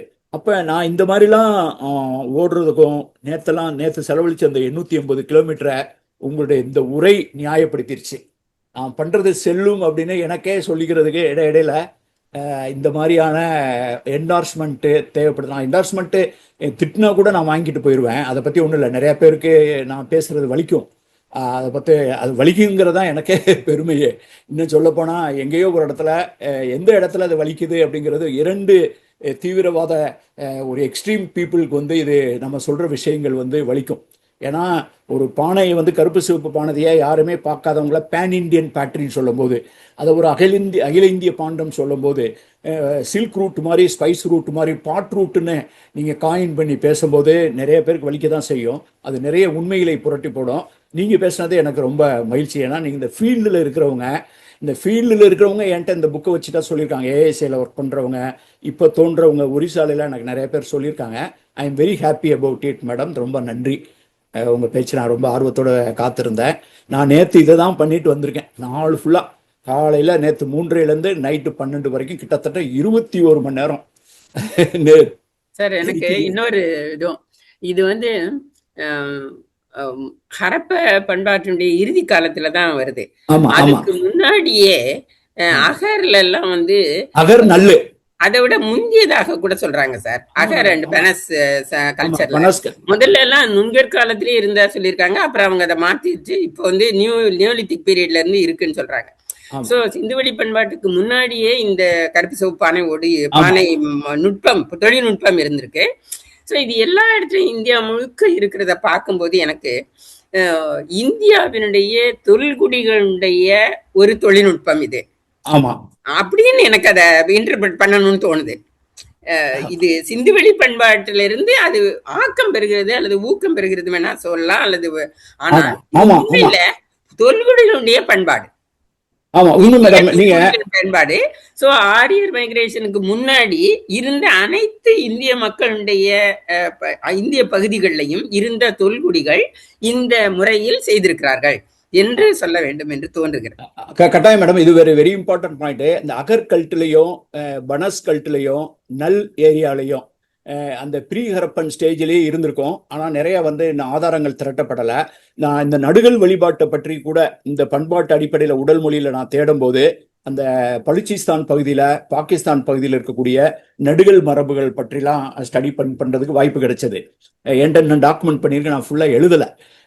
ஸோ இது வந்து நீங்கள் சொன்னது ரொம்ப இம்பார்ட்டன்ட். அதாவது இந்த இன்னொன்று நான் உங்களுக்கு சொல்ல விரும்புகிறேன். Probably I P travelling very soon to Europe. நான் வந்து லாஸ்ட் டைம் ஜெர்மனிக்கு போயிருந்தப்ப நான் வந்து ஸ்பெசிஃபிக்காக சில இடங்களில் மியூசியத்துக்கு போனேன். நானும் என்னுடைய மனைவி போயிருந்தப்ப நான் வந்து பர்பஸாக நான் பார்க்க போனதே வந்து அங்கே கருப்பு சிவப்பு பாண்டம் நூபியாவிலேருந்து கொண்டு வந்த பாண்டம் அது வந்து அங்கே காட்சிப்படுத்தியிருக்காங்கன்னு சொல்லியிருந்தாங்க. எனக்கு நான் நூபியா பாண்டத்தை நான் அது வரைக்கும் பார்த்ததில்லை. நூபியாவிலேருந்து எப்படி வந்திருக்கு அப்படின்ட்டு.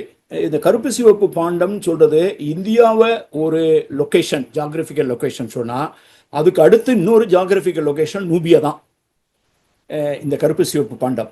அப்போ வாட் வாஸ் தட் கான்டாக்ட்? அது வந்து ஒரு ப்ரீ ஹரப்பன் கான்டாக்டா அல்லது நமக்கு வந்து மெச்சூர் ஹரப்பனில் வந்து லோத்தல்,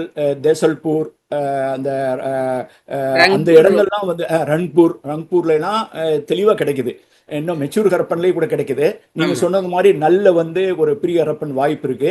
அதே நேரத்தில் நூபியா தொடர்பையும் ஐ ஆம் கீப்பிங் இன் மைண்டு. நான் போய் அதுக்காக நான் அதெல்லாம் ஃபோட்டோலாம் எடுத்துகிட்டு வந்திருக்கேன் யூரோப்பில். We have to make a study. ரொம்ப இன்ட்ரெஸ்டிங்கான ஏரியா. நீங்கள் எல்லாம் பண்ணோம். நீங்கள் ஒரு கட்டுரை எழுதுங்க மேடம். நீங்கள் இந்த உரையை வச்சு இப்போ நீங்கள் எல்லாம் நிறைய வேல்யூ அடிஷன் பண்ணியிருக்கீங்க. அங்க இருக்கக்கூடிய விஷயங்களை நீங்க நிறைய விஷயம் கருத்துக்களையும் சேர்த்திருக்கிறேன். அந்த வேல்யூ அடிஷன் தான் முக்கியம். இப்ப நான் எழுதுனது முக்கியம் கிடையாது. இந்த எழுதின ஒரு நான் அகாடமிக் ஒரு ரேங்க் அவுட் சைடர் எழுதின ஒரு விஷயத்த ராஜ்முத்தரசன்ஸ் மாதிரி பெர்சன்ஸையோ மற்றவங்களையோ நான் தொடர்ந்து வேண்டுகோள் விடுக்கிறதே காரணம், இது நீங்க படிச்சதுல என்ன இருக்குன்னு சொல்லணும். அதுல நீங்க வேல்யூ ஆட் பண்றீங்க, அவர் வேல்யூ அடிஷன் பண்ணாரு, நீங்க வேல்யூ அடிஷன் பண்றீங்க. அப்பதான் இது வந்து ஒரு தொடர் வாசிப்புக்கு உள்ளாகும் அப்படிங்கிற நம்பிக்கை எனக்கு இருக்கு. ரொம்ப நன்றி. எனக்கு இதை சார்ந்து இந்த பேசிட்டு இருக்கும் போது இந்த நல்ல இதெல்லாம் பேசிட்டு இருந்தீங்கல்ல, இப்ப பையம்பள்ளியிலயும் ஒரு சாம்பல் நிற. ஆமா ஆமா ஆமா பையம்பள்ளி முதல்ல சொன்ன நியோலித்திக் இது. நான் வந்து என்ன நினைக்கிறேன்னா, அந்த பையம்பள்ளி, மயிலாடும்பாறை, இப்ப இருக்கிற மோளப்பாளையம் எல்லாமே வந்து north western part of Tamil Nadu. அது வந்து it's extension of southern Deccan, that is Karnataka, Andhra அதோட. ஸோ வாட் ஐ ஃபீல் அப்படின்றது நான் சொல்லியிருக்கவும் செய்கிறேன், மீட்டிங்ல எல்லாம் சொல்லியிருக்கேன். ஸோ கருத்தரங்குகள்ல சொல்லியிருக்கேன். அது எல்லாமே ஒரு கிளஸ்டரா இருக்கு. அதுக்கு பிறகு வரல. அதுக்கப்புறம் மதுரை அல்லது தேனி வழியா வந்திருக்கலாம், அந்த பக்கமும் வரல. மதுரை வழியா வந்திருக்கலாம், வரல. அல்லது மேற்கு கடற்கரை வழியா மேற்கு கரையோரமா வந்திருக்கலாம், அப்படியும் வரல. எந்த வகையிலுமே அந்த நியோலித்திக் இம்ப்ளிமெண்ட்ஸ் வரல. இப்ப நிறைய பேர் நீங்க பேஸ்புக்ல அதுல எல்லாம் பாத்தீங்கன்னா நிறைய இடத்துல கரெக்ட், நிறைய இடத்துல குரூப்ஸ் இருக்கு அப்படின்னு சொல்றாங்க. அந்த குரூப்ஸ் மட்டும் இருந்தா போதாது. ஏன்னா ஒரு ஒரு கல்ச்சர் ஒரு இடத்துல இருக்கணும்னா அதோடு தொடர்புடைய பல விஷயங்கள் அங்க இருக்கணும். குறிப்பா சாம்பல் மேடுகள் இருக்கணும், அப்புறம் கையால் வனைந்த பானை ஓடுகள் கிடைக்கணும், நிறைய கால்நடைகளுடைய எலும்புகள் கிடைக்கணும், அப்புறம் அவங்களுடைய வாழ்விட பகுதிகள் கிடைக்கணும், இது மாதிரி கிடைக்கணும். ஆனா எங்கேயுமே அது கிடைக்கல எக்ஸப்ட் மோளப்பாளையத்துல மட்டும் அந்த குழி வீடுகள் என்று சொல்லப்படுகின்ற ஒரு அமைப்பு, மக்கள் நியோலித்திக் பீப்புள் வாழ்ந்ததாக கருதப்படுகின்ற அமைப்பை இப்ப மிக மிக அண்மையில செல்வகுமார் கொண்டு வந்திருக்காரு. அதை தவிர வேற எங்கேயுமே நியோலித்திக் செட்டில்மெண்ட்ஸ்ன்றது இல்லை. நமக்கு கிடைச்சிருக்கிற நியோலித்திக் இம்ப்ளிமெண்ட்ஸ் எல்லாம் என்ன கான்டெஸ்ட்ல கிடைக்குதுன்னா மெகலித்திக் கான்டெஸ்ட்ல தான் கிடைக்குது. இல்லைன்னா அதை வச்சு கும்பிட்டுட்டு இருக்காங்க பல இடங்கள்ல. அதுவுமே மிக அதிகமாக காணப்படுவது தென்மேற்கு வடமேற்கு பகுதியில தான். அது தருமபுரி, கிருஷ்ணகிரி, அந்த மாதிரி தென்னார்காடு வரைக்கும், நார்த்தார்காடு வரைக்கும், அவ்வளவுதான். ஆற்காடு அது வரைக்கும் தான் இருக்கே தவிர மற்ற பகுதிகளுக்கு வரல. அதுக்கு எக்ஸம்ஷன் ஒன்னே என்னன்னா, நம்ம கண்டியூர் செல்ட், தஞ்சாவூர் மாவட்டத்துல கிடைச்ச கண்டியூர் செல்ட், அந்த செல்ட்ல கூட அதுலயும் இந்த ஹரப்பன் இந்த குறியீடுகளை ஒத்த குறியீடுகள் அதுல கிடைச்சிருக்கு. அதை வச்சு கூட நான் ஒரு ரீலுக்குன்னு ஒரு பேப்பர் வாசிச்சேன். சார் கூட இருந்தாருன்னு நினைக்கிறேன். அந்த மீட்டிங் இல்லையோ, அந்த நேரத்துல இல்லையோ தெரியாது. நம்ம ஐராவதம் சாரோட ஒரு இது சீரீஸ் இருக்கு இல்லையா, கருத்தரங்கு இருக்குல்ல, அதுல ஒரு கருத்தரங்குல தான் செம்பியூர் செல்ட்ல உள்ள அந்த குறியீடுகள் பத்தி ஒரு ரீலுக்குன்னு ஒரு பேப்பர் படிச்சேன். அதுல கூட என்னன்னா, அந்த மெகாலித்திக் பீரியட்ல ஏற்கனவே இருந்த அல்லது அந்த நேரத்துல அதுக்கு பின்னாடி தானே மெகாலித்திக் பீரியட் வருது. அந்த பீரியட்ல அந்த பொருளை ஒரு கல்ட் ஆப்ஜெக்டா வச்சு கும்பிட்டு இருக்காங்களே தவிர அதை ப்ரொடியூஸ் பண்ணல, அதை செய்யல அவங்க.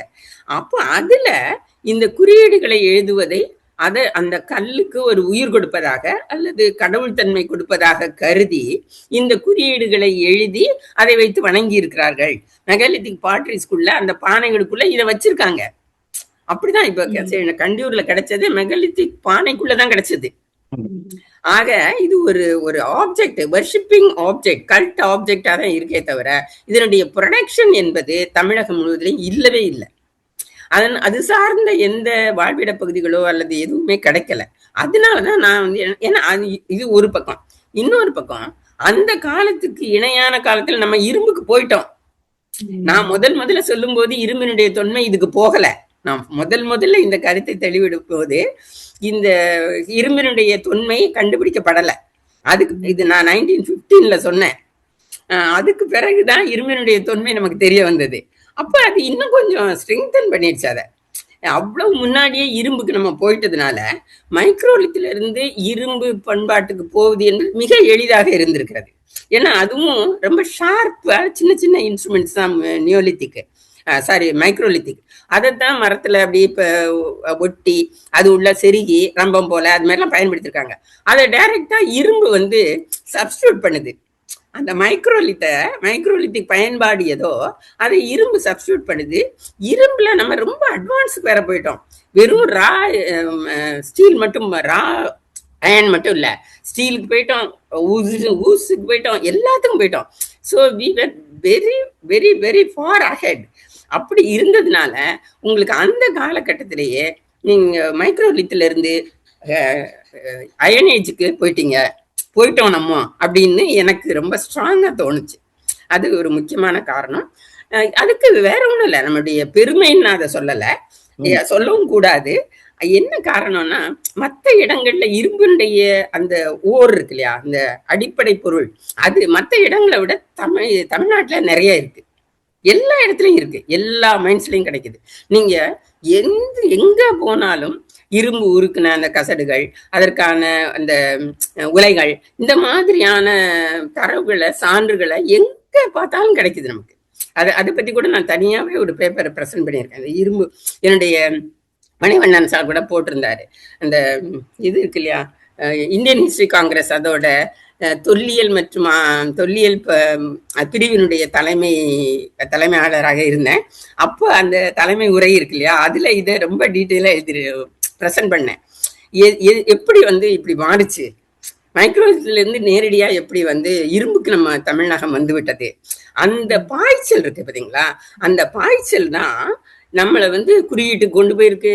அந்த தமிழ்நாட்டினுடைய பெரிய பயன்பாட்டுக்கும் பெரிய வளர்ச்சிக்கும், நம்ம செவ்வியல் இலக்கியங்களுடைய வளர்ச்சிக்கும், மொழியினுடைய வளர்ச்சிக்கும், பண்பாட்டினுடைய வளர்ச்சிக்கும், அதாவது பண்பாடு என்பது பொருட்புலத்திலும் சரி பண்பாட்டிலும் சரி எல்லாத்துலயுமே ஒரு ஒரு ஊஸ் அவுட் போல, அப்படியே ஒரு ஒரு பீரியட் எழுந்தது போல ஒரு குறிப்பிட்ட காலகட்டத்துல அதிகமாக வந்திருக்கு. அதனாலதான் தமிழ்நாடு இவ்வளவு முன்னால நிக்குது மத்த எல்லாத்தையும் விட. அந்த காலகட்டத்திலேயே பிற பகுதிகளை விட தமிழகம் முன்னாக்கு வந்ததுக்கு இதுதான் காரணம் அப்படின்னு நான் ஸ்ட்ராங்கா நினைக்கிறேன்.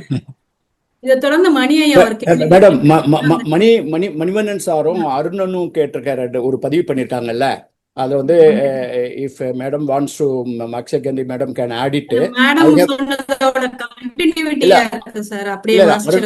அருணன் உலக அளவில் அகழ்வாராய்ச்சி முறையில் ஆதாரங்களாக எவை கொள்ளப்படுகின்றன, மட்பாண்டங்களும் பானைக்கர்களும் எந்த அளவு சிறப்பு பெறுகின்றன, இந்திய வரலாற்றை எழுதுவதில் பானைக்கரில் பங்கு என்ன, அதே தான் இந்த பானைக்கரிலிருந்து இந்தியாவின் முதல் எழுத்து முறையான பிராமி அல்லது தமிழ் தோன்றி இருக்கக்கூடும் என்பதை தொல்லியலை எப்படி கருதுகிறார்கள். Probably Akshay Gandhi madam can add it. But நான் ஒரே ஒரு டைகாட்டமியை மட்டும் நான் பாயிண்ட் அவுட் பண்ண விரும்புகிறேன். இந்தியாவில் இப்போ நமக்கு வாசிக்காத ஒரு ஸ்கிரிப்ட் இருக்கு, அது இண்டஸ் ஸ்கிரிப்ட். நமக்கு கையில் கிடைச்சிருக்கிறதுல ஏர்லியஸ்ட் ஆர்கனைஸ்டு சீல் இந்த மாதிரி எழுதியிருக்காங்க அப்படிங்கிறது நம்ம சொல்றது ஸ்கிரிப்ட். ஆனால் அன்டெசிஃபைடு, அந்த அன்டெசிஃபைட்ல ஒன்று சீல் இருக்கு, அதுல இருக்க எழுத்தை ஸ்கிரிப்ட்னு சொல்றாங்க, அன்டெசிஃபைட் ஸ்கிரிப்ட்னு.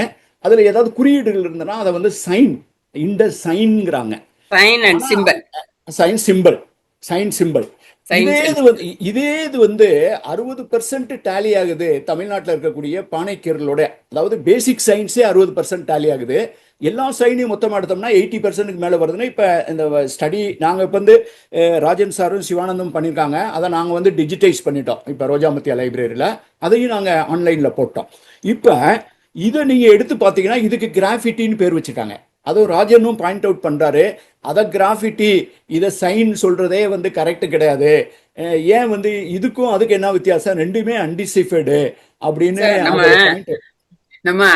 நம்ம ஆய்வு உலகத்துல ஒரு பிரச்சனை இருக்கு சார். ஒரு தடவை ஒரு டெர்மினாலஜி வந்துருச்சுன்னா அந்த டெர்மினாலஜியை மாத்துறது ரொம்ப ரொம்ப ரொம்ப ரொம்ப கஷ்டம். டிவிடியன்றதே அந்த பிரச்சனை தான். ஆமா, அதனால தெரியும் இல்லையா, டிவிடியன்றதுலயே அந்த பிரச்சனை தான் இருக்கு. வம்பா இருக்கும். மாத்தலைன்னு சொன்னா அது வேற ஒரு அரசியல் ஆயிருது. டெர்மினாலஜி யாராவது மெகாலித்திக் காரணங்கள் வந்துருது, அதுக்குள்ள நிறைய காரணம், அதுக்குள்ள கட்சி வந்துடும், அரசியல் வந்துடும், இதெல்லாம் வந்துருது. அப்ப இந்த கிராஃபிட்டிங்கிறதுலயே பேசிக்கா நீங்க இதை புரிஞ்சுக்கிறதுக்கு காந்தாரா பகுதியில கரோஸ்டின்னு ஒரு ஸ்கிரிப்ட் இருந்தது, இப்ப இல்ல, அதுக்கு பின்னால வழக்கு ஒளிஞ்சே போச்சு. கரோஸ்டிங்கிறதே ஒரு குறிப்பிட்ட காலத்துல கண்டினியூட்டி இல்லாம போயிடுச்சு. அப்புறம் திடீர்னு நமக்கு ஃபர்ஸ்ட் அசோகன் பிராமி கிடைச்சவன பிராமி அசோகன் பிராமின்னு நம்ம சொல்ல ஆரம்பிச்சிட்டோம். அதுக்கு பின்னால தமிழி கிடைச்சப்ப ஃபர்ஸ்ட் தமிழ் பிராமின்னு சொன்னோம். அதை நிறைய பேர் கரெக்ட் பண்ணாங்க, தமிழ் பிராமின்னு சொல்ல வேண்டியதில்லை தமிழின்னு சொல்லணும்னு. என்னை மாதிரி ஆளுங்கெல்லாம் தமிழின்னு சொல்லுவோம், தமிழ் பிராமின்னு சொல்லுவோம். இல்லைன்னா தமிழ் பிராமின்னு போட்டு விதின் பிராக்கெட்டை தமிழி அல்லது தமிழி எனப்படும் தமிழ் பிராமி. எங்களுக்கு இந்த டெர்மினாலஜி பற்றி கவலையே கிடையாது, ஆனால் எதை பேசுகிறோங்கிறதுல கரெக்டாக இருக்கணும்ட்டு. அப்போ நீங்கள் பார்த்தீங்கன்னா இந்த அசோகன் பிராமி முதல்ல கண்டுபிடிச்சதுனால அதுக்கு பிராமின்னு பேர் வச்சு அதை வாட்ஸ்லாம் காமிச்சாங்க. Sorry for the disturbance. நீங்கள் எனக்கு அதை பற்றி கவலை கிடையாது, தமிழ் சொல்லுவேன் தமிழின்னு சொல்லுவேன் எல்லாம் சொல்லுவேன்றீங்க. அந்த டெர்மினாலஜி தான் நம்மள இன் ஃபியூச்சர்ல தப்பாக வழி நடத்தும். அதனால நம்ம இன்னைக்காவது குறைந்தபட்சம் நமக்கானதை நிலைப்படுத்த வேண்டும். நான் தமிழ்னா போட்டுருக்க மேடம். முதல்ல என்னன்னு கேட்டீங்கன்னா இது வேற அது வேற நினைச்சுக்கிறாங்க மேடம். இல்ல சார், அது நம்ம தொடர்ந்து எழுதிக்கிட்டு இருந்தாக்க கண்டிப்பாக மாறும். இப்ப கூட நம்ம மாத்தலைன்னா எப்பவுமே மாறாது. இது ஞாபகம் வச்சுக்கோங்க. எனக்கெல்லாம் அந்த உணர்வாளர்கள் இருக்கிற கொஞ்சம் பேராவது அடுத்த generation will not do this. சங்க இலக்கியத்தை கையில வச்சுட்டு சரியான மனநிலையில எவனும் வந்து இது ஒரு தொல் திராவிட இலக்கியம்லாம் சொல்ல மாட்டான். இது தொல் தமிழ் இலக்கியம். கரெக்ட் தமிழ்ல சார், அது நம்ம எழுதியிருக்கு. சொல்லணும்ல அத. அதே நான் மாதிரி பாருங்க, கீழடியில எங்க போனாலும் செவியல் இலக்கியம், தொல் தமிழ் இலக்கியம்ன்ற வார்த்தையை தான் ஒரு சொல்லுவேன். திராவிட திராவிட இலக்கியம் அகழ்வாராய்ச்சி சொல்லக்கூடாது இல்ல. சொல்ல மாட்டான். ஆனா நான் பிராமிய பத்தி பேசும்போது, குஜராத்தை பத்தி பேசும்போது, ஏன் உங்களுக்கு இலக்கியத்துல இருக்கிற சார்பு இல்ல கல்வெட்டுல இல்ல? ஏன்னா அகழாய்வு இலக்கியத்துல நீங்க அவ்வளவு பிடிவாதமா இருக்கிறீங்க, கல்வெட்டுன்னு வரும்போது ஏன் பிடிவாதமா இல்ல? எங்களுக்கு தெரியல நான் மேடம். இருப்பேன் ஏன்னா சார், ரெண்டுலயும் இருப்பேன். நான் தமிழ் படித்தவள், தொல்லியல் ஆழங்கால் பட்டவள், அதனால ரெண்டுலயும் நான் இருப்பேன். அகழ்வாராய்ச்சியில எங்களுக்கு அவ்வளவு ஒரு ஸ்ட்ரென்த் இல்லாதனால அதை வந்து துணிஞ்சு சொல்றதுக்கு சங்க இலக்கியத்துல பேசுற மாதிரி அந்த கன்விக்ஷன், அதனால வந்து வி ஆர் ஆக்சுவலி ஸ்ட்ரைக்கிங். எனக்கெல்லாம் இதை வந்து அங்க தமிழ்னு வாசிச்சு காமிச்சோம்னா அதான் வாழ்வினுடைய மிகச்சிறந்த நிறைவா இருக்கும். அதை தொல்தமிழ் பண்பாடுன்னு சொல்லணும்னு ஆசையா இருக்கும். ஆனா ஆசை வேற, எழுதும்போது எழுதுறது வந்து கரெக்டா you have to take a position அப்படிங்கிற மாதிரி. If you can add madam. தெரியாததை விட்டுருவோம் சார், தெரிஞ்சதை மட்டும் கரெக்டா அந்த பண்ணுவோம். மாதிரி பாமா வந்து இந்த காலத்துல வந்து சிவப்புக்கு முக்கியத்துவம் குறைந்துருச்சுன்னு தமிழ்ல எனக்கு அப்படி தோணல. நீங்க பாத்தீங்கன்னா அந்த இப்ப யாரும் மேட்ரிமினியல் காலத்துல போய் யாரும் கல்யாணம் பண்றாங்க எத்தனை பேரும் தெரியல. ஒருவேளை அப்படி பண்ணிக்கிருந்தா கூட நிறைய இதுல வந்து சிவப்பான பொண்ணு தான் கேட்டுட்டு இருக்காங்க இன்னும். இங்க சிவப்பு நிறம்ங்கிறது வந்து நம்ம உண்மையிலே யோசிச்சு பாருங்க, சிவப்பா ஒரு பொண்ணு வந்தா எம்னால இருந்தா நான் பயந்து ஓடி போயிருவேன். சார், அது உண்மையான சிவப்பு இல்ல சார், ஆனா அது சிவப்பு பழுப்பு நிறம் தான் சார், பழுப்பு நிறம் தான். ஆனா சொல்றது என்னன்னு சொல்றோம், சிவப்பா ஒரு பொண்ணு அவங்க பாருங்க. சிவப்பு சாரி கட்டின்னு இருக்காங்க. பார்த்து பேசுங்க, சார் இவங்க பார்த்து கூட பேசுங்க. இல்ல, இது எனக்கு என்ன தோணுச்சுன்னா, இவங்க இன்னைக்கு ஒரு போஸ்டர் போட்டாங்க பாத்தீங்களா, அத பார்த்துட்டு இன்னைக்கு நான் இந்த முடிவுக்கு வந்தேன், சிவப்பு புடவை கட்டிட்டு. ஆமா திராவிட. ஆமா ஆமா. அதனால இன்னைக்கு சிவப்புக்கு தான் முக்கியத்துவம். சிவப்பா இருக்கவங்க ஆனா அவங்க வந்து ரொம்ப ட்ரெஸ் கலரே பாத்தீங்கன்னா நார்த் இந்தியன்ஸ்ட நிறைய பேர்ட்ட வந்து ட்ரெஸ் கலரே வந்து நிறைய இல்ல, இருக்கு. அதுக்கு அது மாதிரி முக்கியமான அவங்க காரணம் வந்து பாமா, அதுக்கு முக்கியமான காரணம் மத்த ஒரு தமிழ்நாட்டை விட நார்த் இந்தியாவில் உள்ள லேடிஸ் வந்து ஒருத்தர் ஒருத்தர் பெரும்பாலும் பெண் தெய்வங்களை, லோக்கல் தெய்வங்களை வணங்குறவங்க. பெண் தெய்வத்திற்கும் சிவப்புக்கும் மிக நெருங்கிய தொடர்பு உண்டு. நீங்க பெண் தெய்வத்தை கோயிலுக்கு போனீங்கன்னா செவப்படவை தான், இன்னைக்கும் பெண் தெய்வம் நீங்க போனீங்கன்னா செவப்படவை தான். குங்குமம் எல்லாமே வந்து சிவப்பு. அதனாலதான் உங்களுக்கு நார்த் இந்தியால அவ்வளவு அதிகமா தெரியுது. தமிழ்நாட்டுல கூட நீங்க பாத்தீங்கன்னா ஆடி மாசம் பாருங்க, ஆடி மாசம் பெண் தெய்வங்களுக்கான மாதம். அந்த மாதத்துல நீங்க எங்க பார்த்தாலும் செவப்படவை தான் தெரியும். கூறப்படவை சிவப்பு தானே, சிவப்பு கலர் தானே. ஆமா, கூறப்படவை. அதனால அங்க அது அதிகமா இருக்கு, இங்க இது அந்த மாதத்துல மட்டும் இருக்கு, அவ்வளவுதான். அவங்க அதான் அதிகமா இருக்குன்றதுதான் எனக்கு அங்க டாமினண்டா இருக்குன்னு தான் நான் சொல்லுவேன். அவங்க கல்யாணத்துல இந்த ஒரு முக்காடு மாதிரி போடுறாங்க பாருங்க, ஆமா ஆமா அம்மா வீட்டு சீரா தான் கொடுத்து விடுறாங்க. ஆமா ஆமா ஆமா. அதுக்கு வந்து ரொம்ப முக்கியத்துவம் கொடுக்குறாங்க. சரி, மணிவண்ணன் சார் இதை கேட்டாருன்னு சொன்னீங்கல்ல, எனக்கு அது நான் என்னன்னு புரியல. வாசிக்கிறேன்னா, இந்த பாணிக்கீரர்களிலிருந்து இந்தியாவின் முதல் எழுத்து முறையான பிராமி அல்லது தமிழி தோன்றியிருக்கக்கூடும் என்பதை தொல்லியல் ஆய்வாளர்கள் எப்படி பார்க்கிறார்கள்? பாலாயா வந்து சுருக்கமா சொன்னாங்க. அது வந்து எப்படின்னா, இதுவரைக்கும் சொன்னது மெகாலித்திக் பாட்ரிஸ்ல உள்ள குறியீடுகள் தான் தமிழினுடைய முன்னோடி அப்படின்னு நம்புறவங்க இருக்கிறாங்க. முதல்ல குறியீடுகளை பொறுத்த வரைக்கும் அது என்னவா இருக்குன்னு பல்வேறு வகையாக விளக்கம் கொடுத்திருக்காங்க.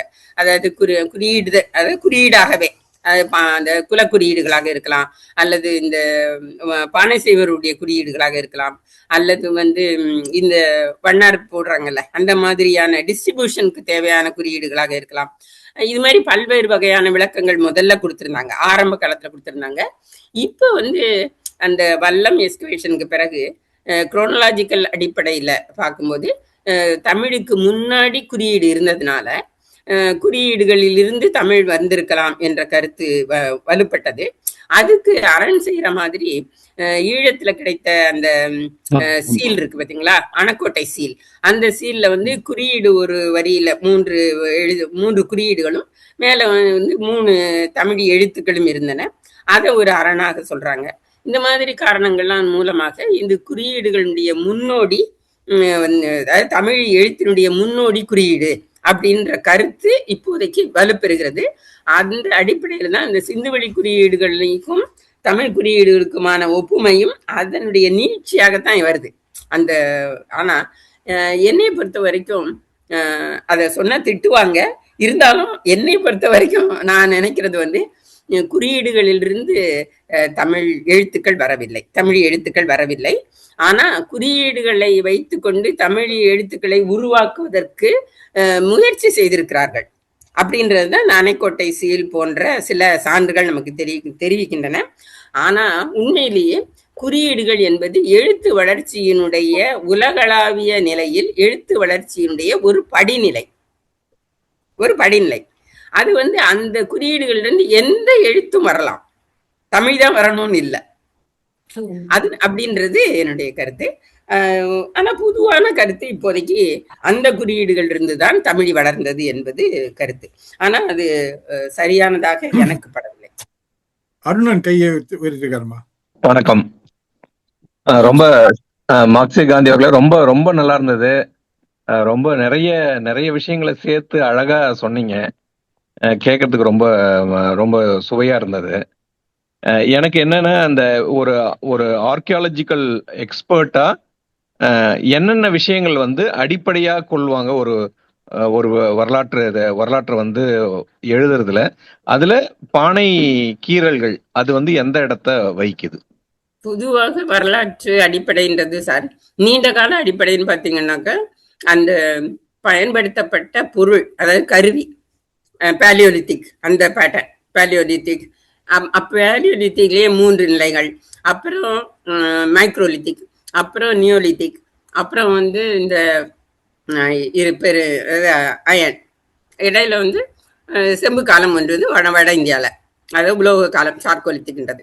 ஸோ இந்த மாதிரியான அமைப்புல நீண்ட கால வரலாற்றை குறிப்பதற்கு தொல்லியலாளர்கள் பயன்படுத்துறாங்க. ஆனா ஒவ்வொரு பகுதியிலையும் உள்ள வரலாற்று நீள நீட்சியையோ அல்லது கால வரையறையோ அதை குறிப்பிடுறதுக்கு ஆங்காங்கு கிடைத்த பானைகளுடைய அடிப்படையில வரலாறுகள், பண்பாடுகள் குறிக்கப்படுகின்றன. ஜோரு வேர், ஹரப்பன் வேர், அப்புறம் வந்து இந்த பிளாக் அண்ட் ரெட் மட்டும் நமக்கு கொஞ்சம் வித்தியாசம். இதுல தொல்லியலாளர்களுக்கே தலையை பிச்சுக்கிற மாதிரியான விஷயம் இது. எங்க பாத்தீங்கன்னாலும் குறைந்தபட்சம் இந்தியாவில் ஒரு 150-200க்கு மேற்பட்ட மட்பாண்ட வகை அடிப்படையிலான கல்ச்சர்களுடைய பெயர் இருக்கு. அது வந்து பல ஃபீல்டு மாதிரி இதுவும் வந்து ஒரு ஒருங்கிணைக்கப்பட்டு ஆராயப்படாத ஒரு பகுதி. உண்மையிலேயே இது வந்து என்னன்னா, தொல்லியலாளர்கள் வரலாற்றாளர்களாகவும் இருப்பதில்லை. அது ரொம்ப முக்கியமான ஒரு செய்தி. தொல்லியல் ஆய்வாளர்கள் வரலாற்று ஆய்வாளர்களாக அல்லது வரலாற்று ஆசிரியர்களாக ஆவதில்லை. அப்படி ஆகும்போதுதான் உங்களுக்கு ஒருங்கிணைந்த ஒரு பார்வை வரும். அந்த பார்வை, நான் தொல்லியலாளராக இருந்தா கூட அந்த பார்வை வந்து குறைவாக இருக்கிறது. இது ஒரு அடிப்படை. 2வது, நீங்க கேட்ட குறியீடுகள் என்பது இருக்கு பார்த்தீங்களா? குறியீடுகள் என்பது, நான் இப்ப நேரம் குறியீடுகளுக்கும் எழுத்துக்களுக்குமான தொடர்பை நான் இப்ப கொஞ்ச நேரத்துக்கு முன்னாடி சொல்லிக்கிட்டு இருக்கேன். அதுதான் இப்ப இருக்கிற நிலை. இதை வந்து நீங்க வரலாற்றோட எந்த அளவு பொருத்தி பார்க்க போறீங்க, பார்க்கல அப்படின்றது இனிவரும் ஆய்வுகள், இனி வருகின்ற இதை வைத்து கொண்டுதான் முடிவு செய்யப்பட வேண்டும். அதுக்கு முன்னாடி முடிவு செய்ய முடியாது. கருத்துக்கள் அவங்க சொல்ற மாதிரி நானும் ஒரு சில கருத்தை சொல்றேன், அவ்வளவுதானே தவிர வேற ஒன்றும் இல்லை. ஏன்னா எழுத்து வளர்ச்சியை பற்றிய ஒரு நல்ல ஆழமான புரிதல் உள்ளவர்களால என்னுடைய கருத்தை ஏற்றுக்கொள்ள முடியும் அப்படின்னு நான் நம்புறேன். ரொம்ப நன்றி. இன்னும் 2 கேள்விகள் வந்திருக்கு. அருணன் ஐயா, உங்களோட 2வது கேள்வியை நான் வாசிக்கிறேன். இதை வச்சுட்டு முடிச்சிடலாங்க. கேரளாவில் மூணாருக்கு பக்கத்தில் உள்ள மறையூரில் முனியரா எனப்படும் பாறை அடுக்குகள் இருக்கின்றன. இவை நியோலித்திக் காலத்தை சேர்ந்தவையா? மெகாலித்திக் தானே? இல்ல, அது வந்துங்க பெட்ரோக்ளிப்ஸ். அவர் சொல்றது பெட்ரோக்ளிப்ஸ் நினைக்கிறேன். சொல்றது வந்து இந்த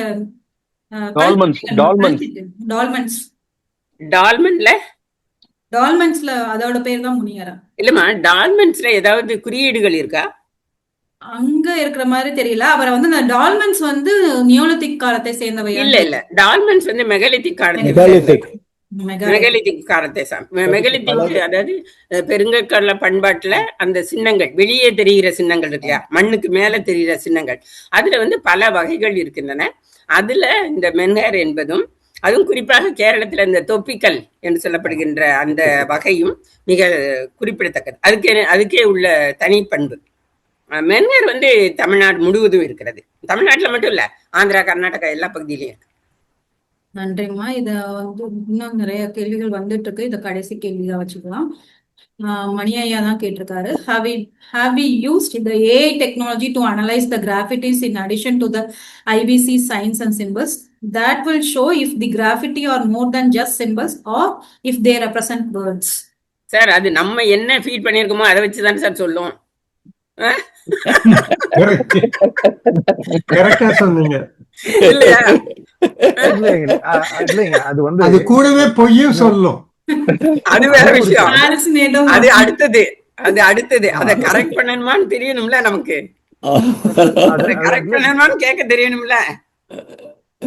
we still have the ability. அது வந்து அதுக்கு ஒரு பேக்ரவுண்ட் ட்ரைனிங் டேட்டா எதுவும் கொடுக்காம ஜஸ்ட் இந்த கிராஃபிட்டியை மட்டும் அனலைஸ் பண்ணி tell me if it could represent word அப்படின்னு அது கேள்வி கேட்க முடியும். அதுக்கு வந்து அதுக்கு அந்த மாதிரியான ட்ரைனிங்கும் இருக்கு. அது மத்த இடங்கள்ல பண்ணிருக்காங்க. யூரோப்ல நான் ஏஐல வந்து இன்னும் உள்ள நுழைஞ்சு பார்க்கவே இல்ல சார். அந்த மாதிரி நீங்க சொல்றது ரைட். இன்னைக்கு இருக்கிற டெக்னாலஜியை நம்ம கண்டிப்பா சரியாக பயன்படுத்திக் கொள்ள வேண்டும் அப்படின்றதுல எந்த கருத்து மாறுபாடும் இல்ல. இப்ப எழுத்துக்களை எல்லாம் வந்து மாத்துறதுக்கு அதெல்லாம் கொண்டு வந்திருக்கோம் இல்லையா? நீங்க தமிழ்ல போட்டாலும் வட்ட எழுத்துல மாத்துறதுக்கு, வேற இதுல இந்த மாதிரி எல்லாம் கொண்டு வந்திருக்கோம். ஸோ இத மாதிரியான இதை தொடர்ந்து ஏஐ பயன்படுத்தி கல்வெட்டுக்களையே படிக்க வேண்டும் என்று விரும்புகிறோம்.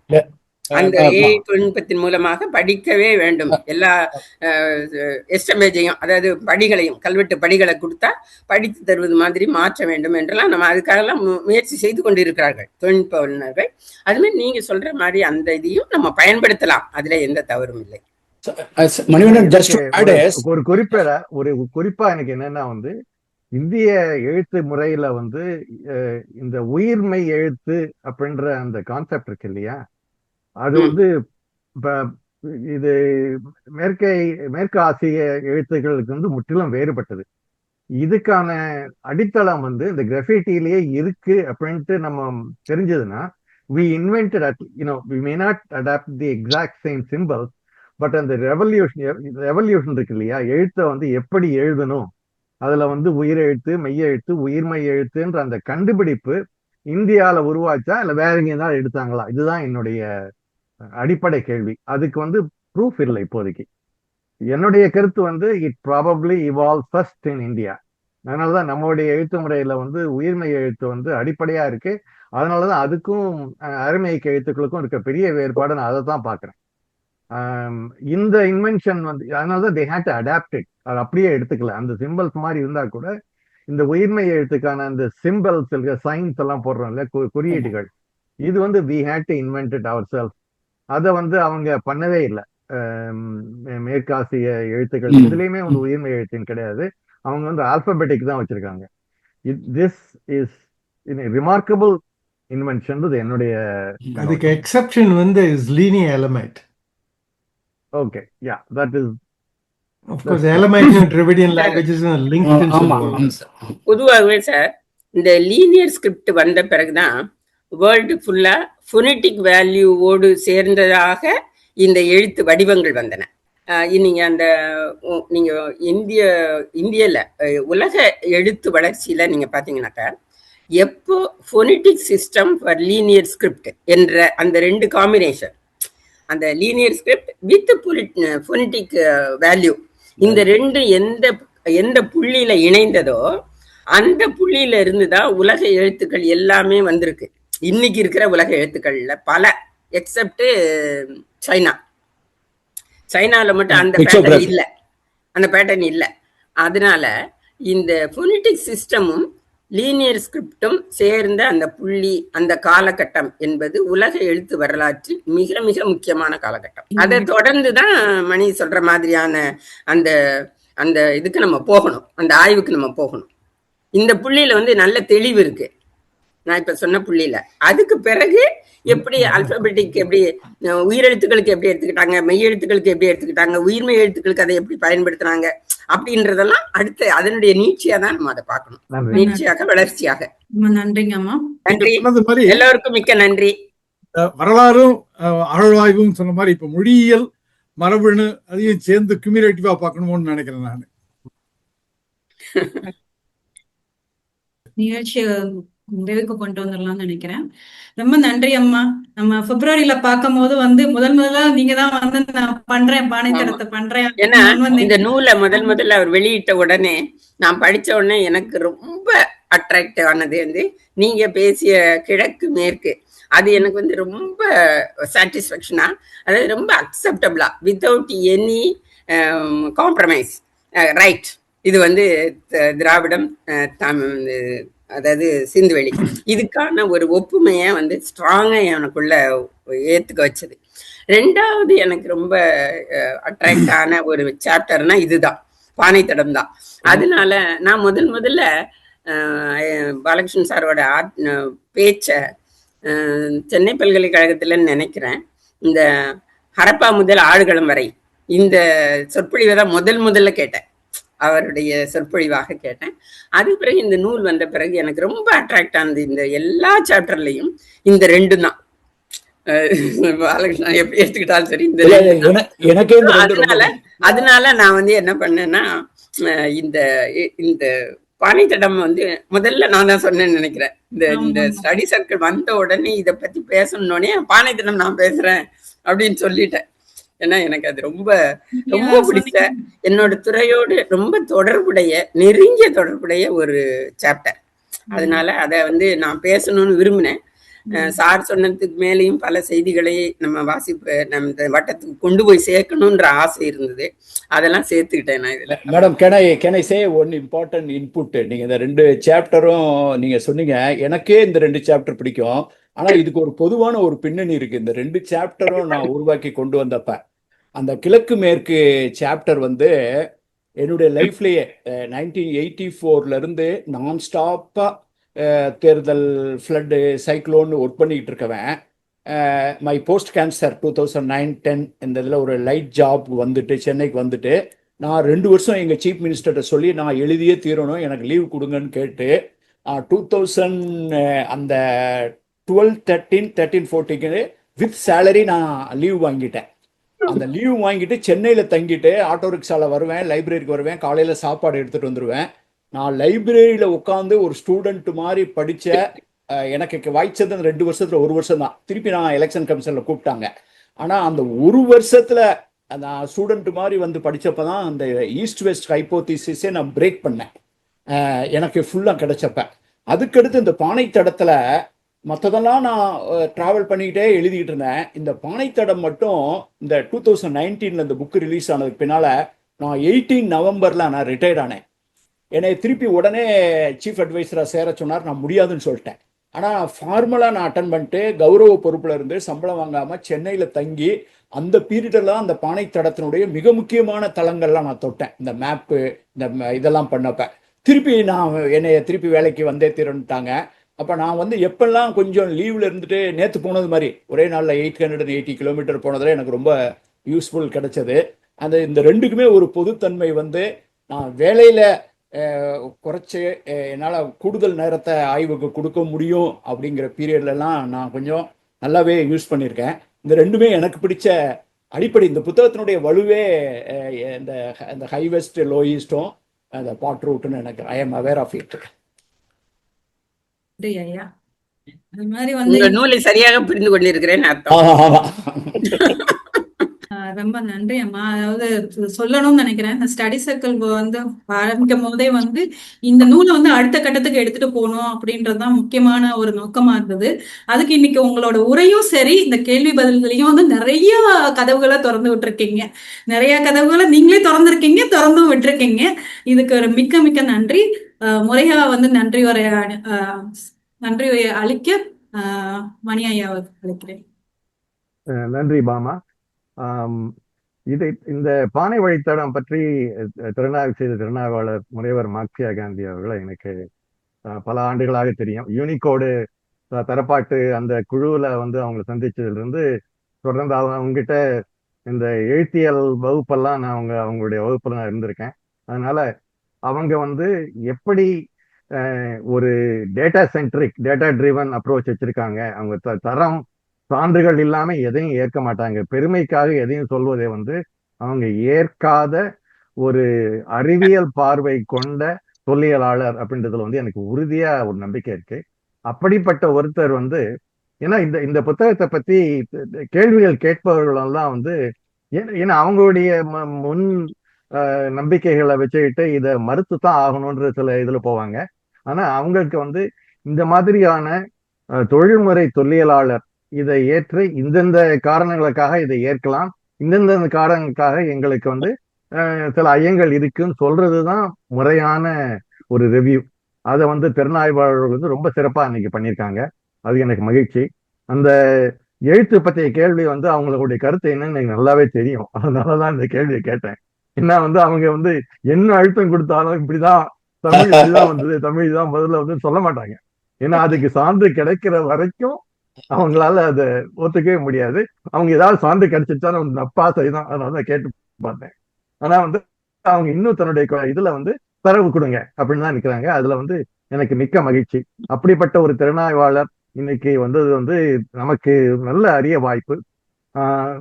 அப்புறம் உங்களுக்கு மிக்க நன்றி. தமிழ்த்தாய் வாழ்த்து திருமிகு ஜெயாமாறன் அவர்களுக்கு நன்றி. வரவேற்புரை வழங்கி இன்னும் பாரதியை மேற்கோள் காட்டிய முனைவர் அரசு செல்லையா அவர்களுக்கும் நன்றி. சென்ற வாரம் மீள்பார்வை செய்த திருமிகு கரும் மாணிக்க வாசகம் அவர்களுக்கும் நன்றி. திறனாய்வாளரை சிறப்பாக அறிமுகம் செய்து முடிவுரையும் வழங்கிய முனைவர் பாமா அவர்களுக்கும் நன்றி. நூலாசிரியர் பாலகிருஷ்ணன் ஒவ்வொரு முறையும் இதில் கலந்து கொண்டு ஒரு புது புது பார்வைகளை நம்ம இடம் பகிர்ந்து கொள்கிறார். அது வந்து நமக்கு ரொம்ப அரிய வாய்ப்பு. ஒரு நூலை திறனாய்வு செய்வது மட்டுமல்லாமல் நூலாசிரியரே அதற்கான உரையாடல் கலந்து கொள்வது என்பது மிக மிக அரிய வாய்ப்பு. இது வந்து எனக்கு ரொம்ப மகிழ்ச்சி அளிக்கிறது. அப்புறம் கணினி ஒருங்கிணைப்பு ஸ்ரீதேவி அவர்களுக்கு மிக்க நன்றி. யூடியூப் மேலாண்மை எண்ணிம விளம்பர அறிவிப்பு செய்யும் நாகா அவர்களுக்கும் நன்றி. வலைத்தள மேலாண்மை செய்யும் சுவர்ணா சூர்யா அவர்களுக்கும் நன்றி. அடுத்த வார திறனாய்வாளர் திருமிகு சுபா காரைக்குடி அவர்கள் சங்க இலக்கிய மானிட பெயர்களில் சிந்துவெளி பண்பாட்டின் கோடுகள் பற்றி அவர் திறனாய்வு செய்ய இருக்கிறார். அடுத்த கூட்டத்தில் நாம் பார்க்கும் வரை விடை பெறுவது மணிவண்ணன். வணக்கம். நன்றி.